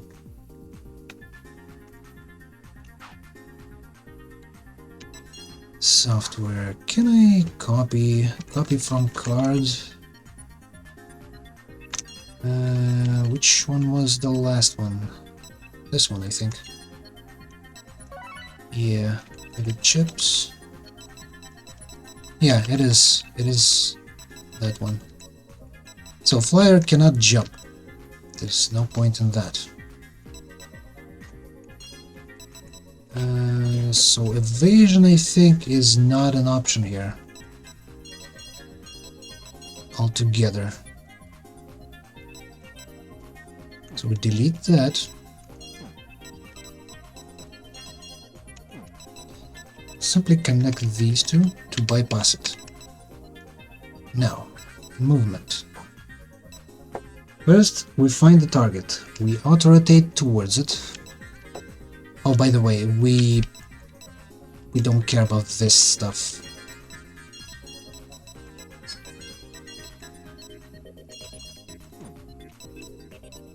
So we auto-rotate towards it.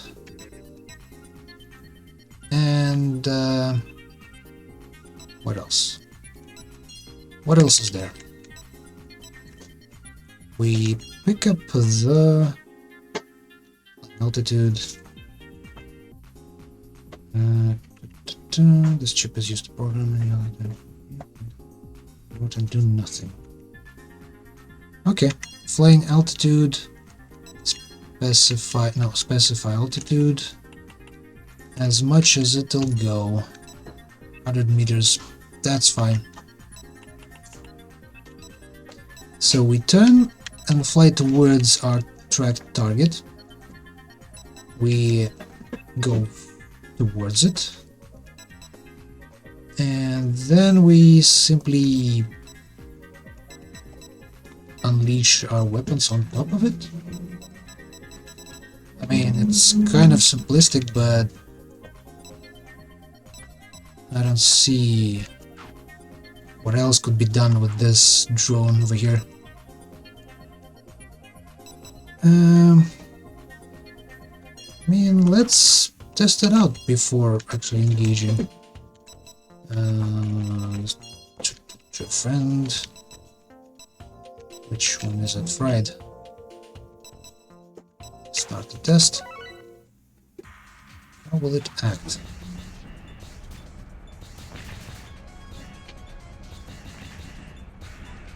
It kind of annoys the ever-living crap of the enemy and still tries to gain, you know,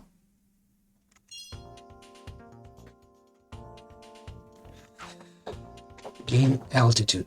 That's the word. For some reason I forgot it. Let's try this out. Probably will fail miserably, but we might learn something from it. Ow. Yeah.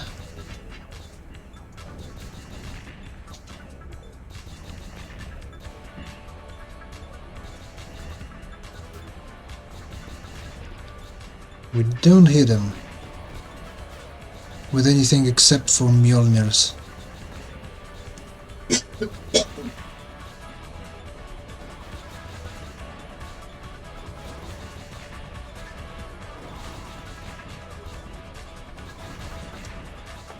I still have some of those. 12. Let me take another angle. Active camera.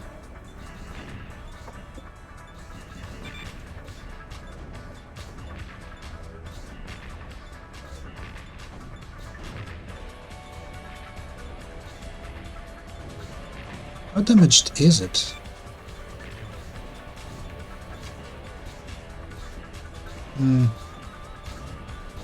Yeah, I simply cannot hit him. And he cannot hit me. Stalemate for eternity.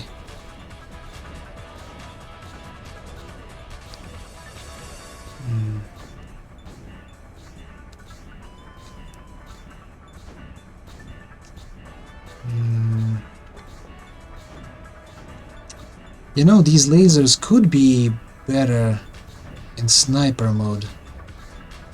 You know, with better tracking.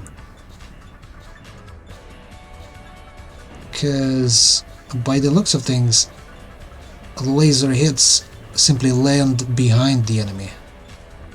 And if we had better tracking, then probably we could hit our enemy more consistently.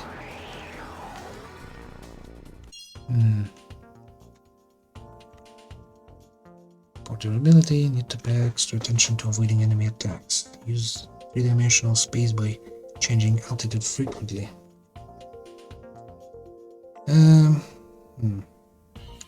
Yeah, that's true, but we also got damaged by aerial mines. Quite a lot, actually. If only we could gain more altitude before engaging the enemy tank. Okay, what can we do here? Weapon 1 and 2 should be in snipe mode. Number of shots 5. I guess. In mode snipe. Number of shots 5.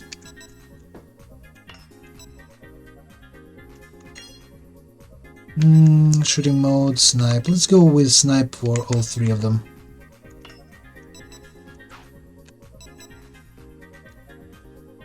Okay, what about hardware? Armor thickness, doesn't matter. Additional armor, don't have any. Maybe an option of self-repair, huh?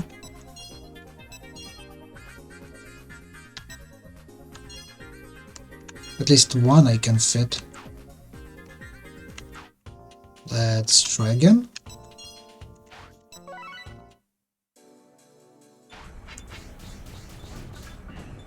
Ah, shit.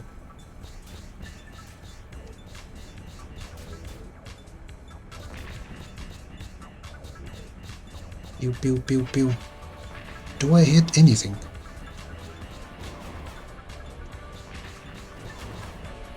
No, it would seem that lasers still miss.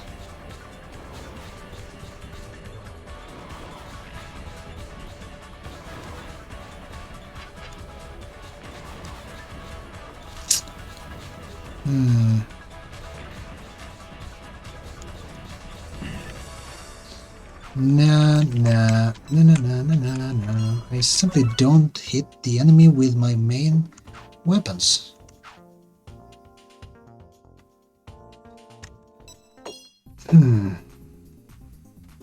What can be done about it?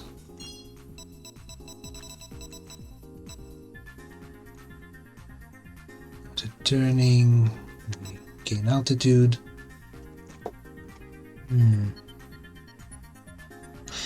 Probably we should be closing in on the target, but around it.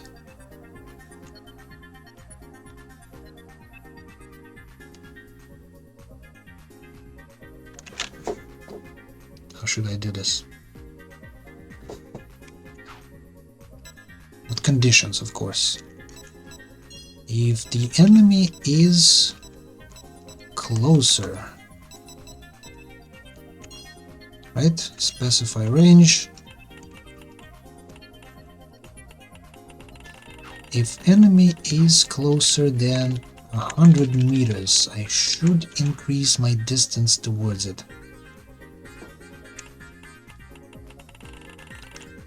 90 degrees, probably.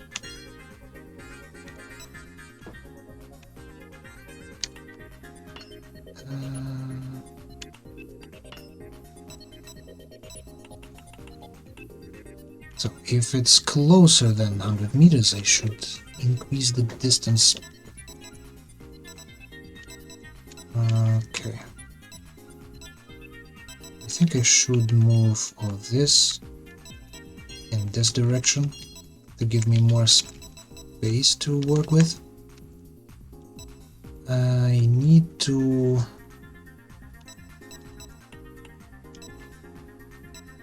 hold on. If he is closer than 100 meters in any direction, I think is better option to go for. No, let's go with like this much.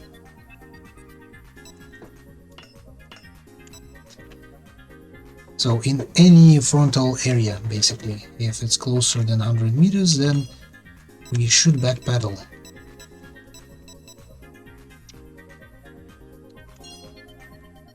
Direction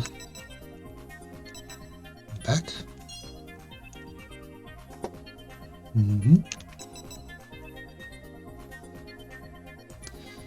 Well, now movement direction back and say to the right, left to rear, I guess.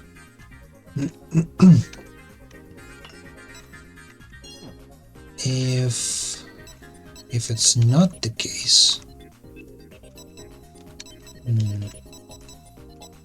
this is a return.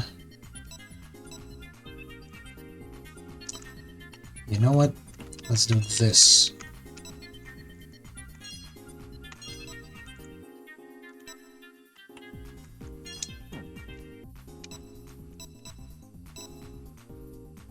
And if it isn't closer, if it's further than, say,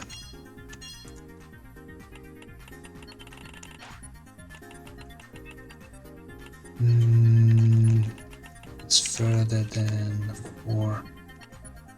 No, hold on. If it's in the area of anything else, basically, in front of us in the entirety of 800 meters, but we also need to specify that we shouldn't go for anything closer than 200 or 100 meters. What did they set in previous one? 100? Yeah. Then we should moment direction front, left front, right? Yeah. If we are within those margins, then we should simply circle around the enemy.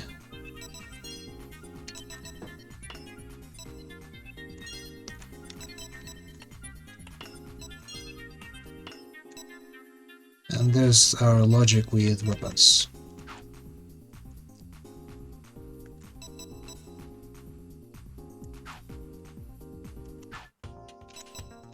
Well done, let me save. And let's go check if this will work. Capital test program.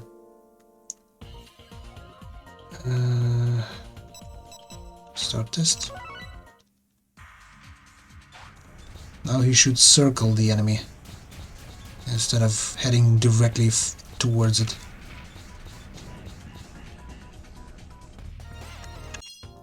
And it should also keep a distance.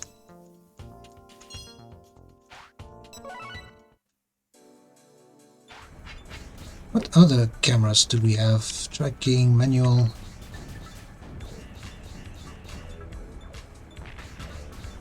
Left and right, up and down.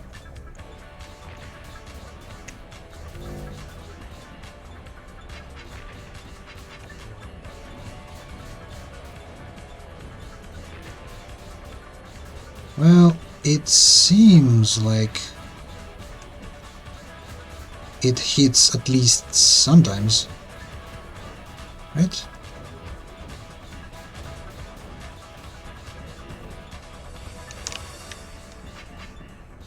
But the drone itself also gets hit with aerial mines. At least enemy is somewhat prepared. There.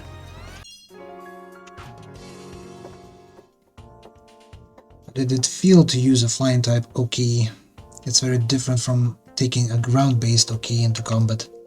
I mentioned once that there are 5 types of OKs. So far I have introduced you to 4 of them. There's one more remaining. Hover type.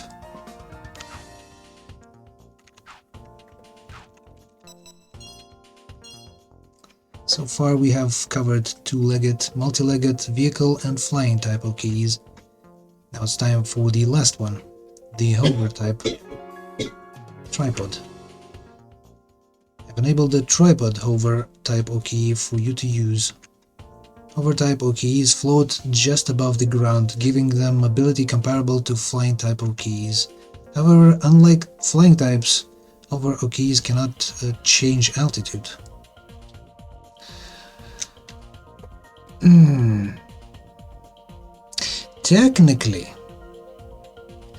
Technically speaking, they should not be able to, but they can gain a lot of altitude, more than drones, by, movement shenanigans that you can do. And they cannot jump like 2-legged or multi-legged ones. They have better durability and payload than flying types, but still fall short of ground-based OKs in these areas. Think of them as a cross between ground and flying OKs. For your next mission, you will use a hover type OK to battle against a fright flying type OK. Your opponent is a fright that will drop bombs on you. If one gets on top of you, you'll be in trouble, so try to keep... Highest Sage. Oh, hello, So. It's not often that I see you on Twitch anymore. How are you? I've seen in Discord that you've been busy with weather. We shall call it that. Try to keep it in front. So are you. Getting right on top of you. Can only use the tripod for Moving and weather and just laying low. Yeah, it's not great.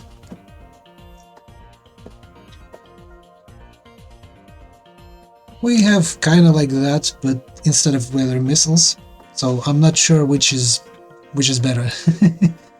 Probably the weather is worse, because it slams into the entire area instead of picking and choosing the building. You can only use the tripod for this mission. Either manual or auto is fine. Now design your OK and then proceed to the mission. Yeah.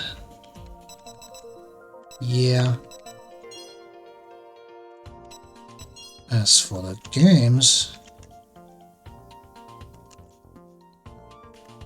are you going to stream anytime soon? Or you have decided as Dainty to stick to the Discord more?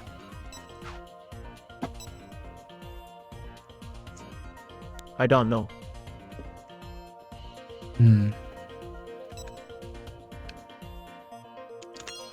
It's a shame. Two of the go-to streamers that I've watched constantly, simply up and left from Twitch. Yeah. I follow the winds that blow through my heart. Oh, sorry. Oh well.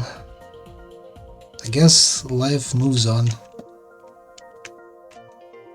But still, it's so heartbreaking that you don't stream.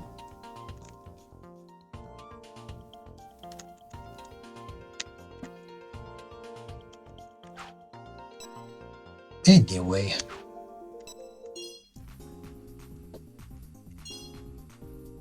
Right, look off.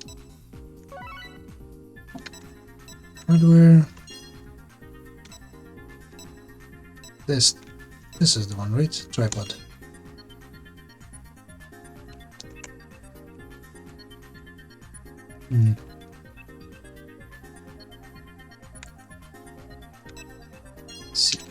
the best one. Armor thickness. Who cares? Weapons. I mean, our enemy is a flying type, so particle explosive should be better. Second one should be either hornets or avalanches. I think hornets would do nicely. Avalanches. Oh, on the back, I see. Self-repairs. I'll probably need those. Should want self-repair. Self-cooling. Maybe self-cooling without second repair. Still, he's a bit too heavy for his own good. What should we remove? 2 shells, probably.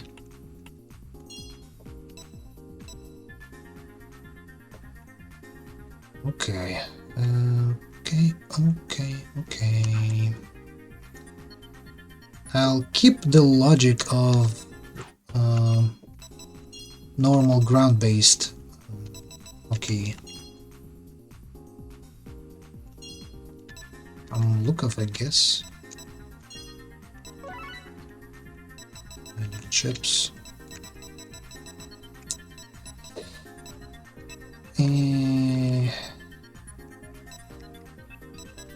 Cannot jump, right?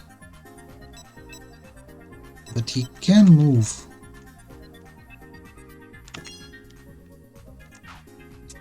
That is, of course, if he is indeed capable of jumping. I think he cannot jump, so let's instead use movements in those directions.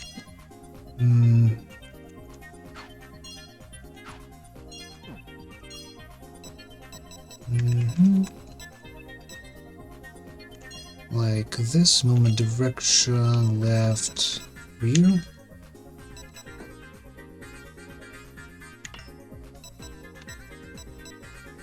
Right rear instead of this jump.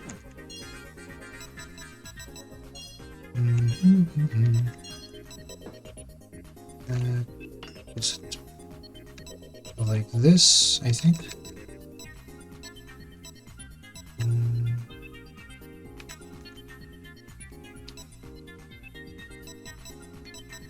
Well, I won't change anything except for that, so let's see if this change would be enough to win this battle.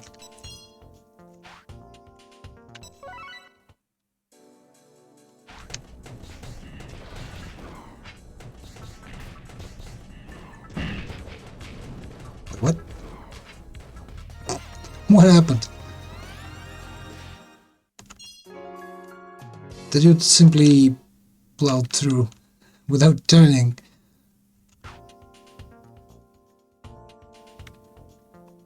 Okay, all 5 types: two-legged, multi-legged, vehicle, flying, and hover.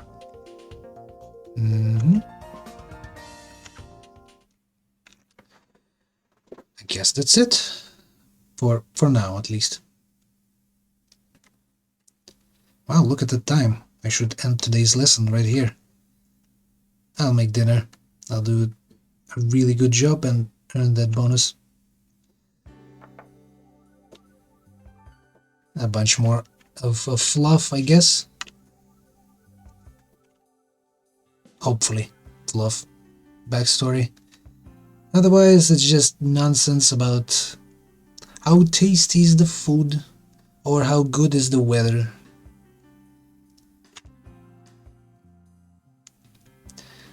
See, quite a spread of different dishes. Patricia is the android that the dude has in his mansion. Today's Patricia helped me cook Taiwanese food. I used the recipes that Miss Chiling provided. Basically, just a waste of parchment, this dialogue is. That's my take on it.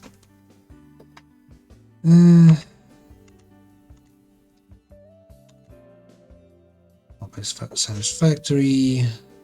Nothing to worry about. Thank you so much, and such.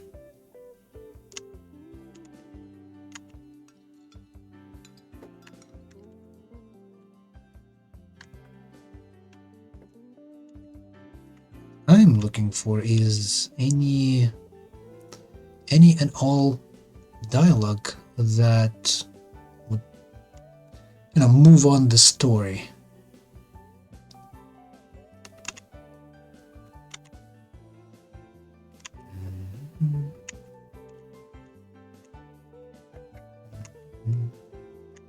Smiling.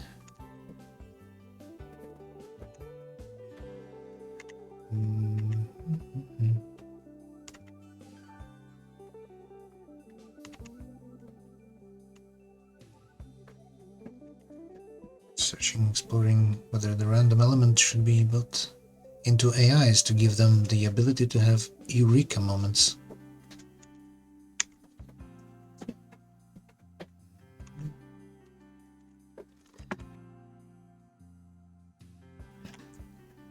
Yes, I'm thinking about getting into designing systems for space missions. Professor Demenkov's expertise is in the manufacturing AI chips and stuff like that. But through that, she gets to test all kinds of cutting-edge systems. She's involved with military systems like OKEs too. I love her seminar because it gives me access to the latest science. Although I'm not formally in his seminar yet, it's more like he's letting me audit the class. Is that how you became interested in space exploration as a career? Yes, AI from the micro perspective is on an unbelievably tiny scale, pure nanotechnology. So I think it's cool to connect that the micro world of space exploration, the ultra small and ultra large. Maybe the world is connected at its extremes of scale somehow. I like to think so anyway. I see, so that is your dream? It's a marvelous dream. Dream Shmeem. Have any hands full with stuff studying right now? By the way, it's the same with OKs. What do you mean? People think of OKs strictly as weapons of war, but their exceptional versatility could enable them to be used for space exploration without much modification. In space exploration? Interesting. Not our OKs venturing out into the uncharted reaches of space? Exactly. There's a peaceful path possible for OKs, although with the world in the way it is, they haven't ever really been tried for that purpose. I think in the first game you actually on some sort of moon or barely inhabited planet. Because I don't think I don't remember any vegetation on that planet. So maybe this is like a prequel to that? Who knows? I hope the day comes when they will be. I hope so too. Yeah, basically you build OKs with the programming you provide them with, and you assemble them using your resources. You provide them with ammunition, supplies, and then you use them to capture more of the moon bases. So maybe we'll get to encounter something like this in this game. Who knows? Who'll bear the Paul? We, said the wren. Both the cock and the hen will bear the pole. Evasive action. Hold on. What time is it? Oh, I see. 4 hours already. Hmm.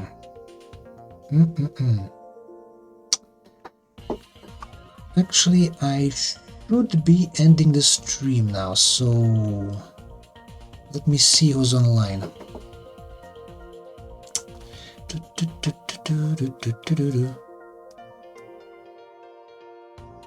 Yeah, Thank you for stream, Sage.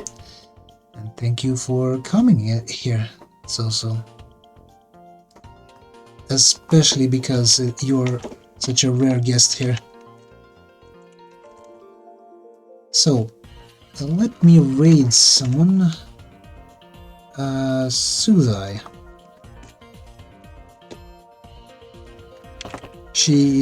He's not sure. Streaming the Silent Hill 2 remake. Well, most of the people right now streaming that game, right? Everyone and their grandmas.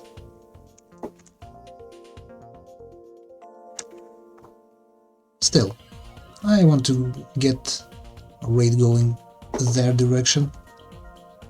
Anyway, take care guys, see you next time, and good night for those of you who also in this kind of time zone. It's night already. Bye bye.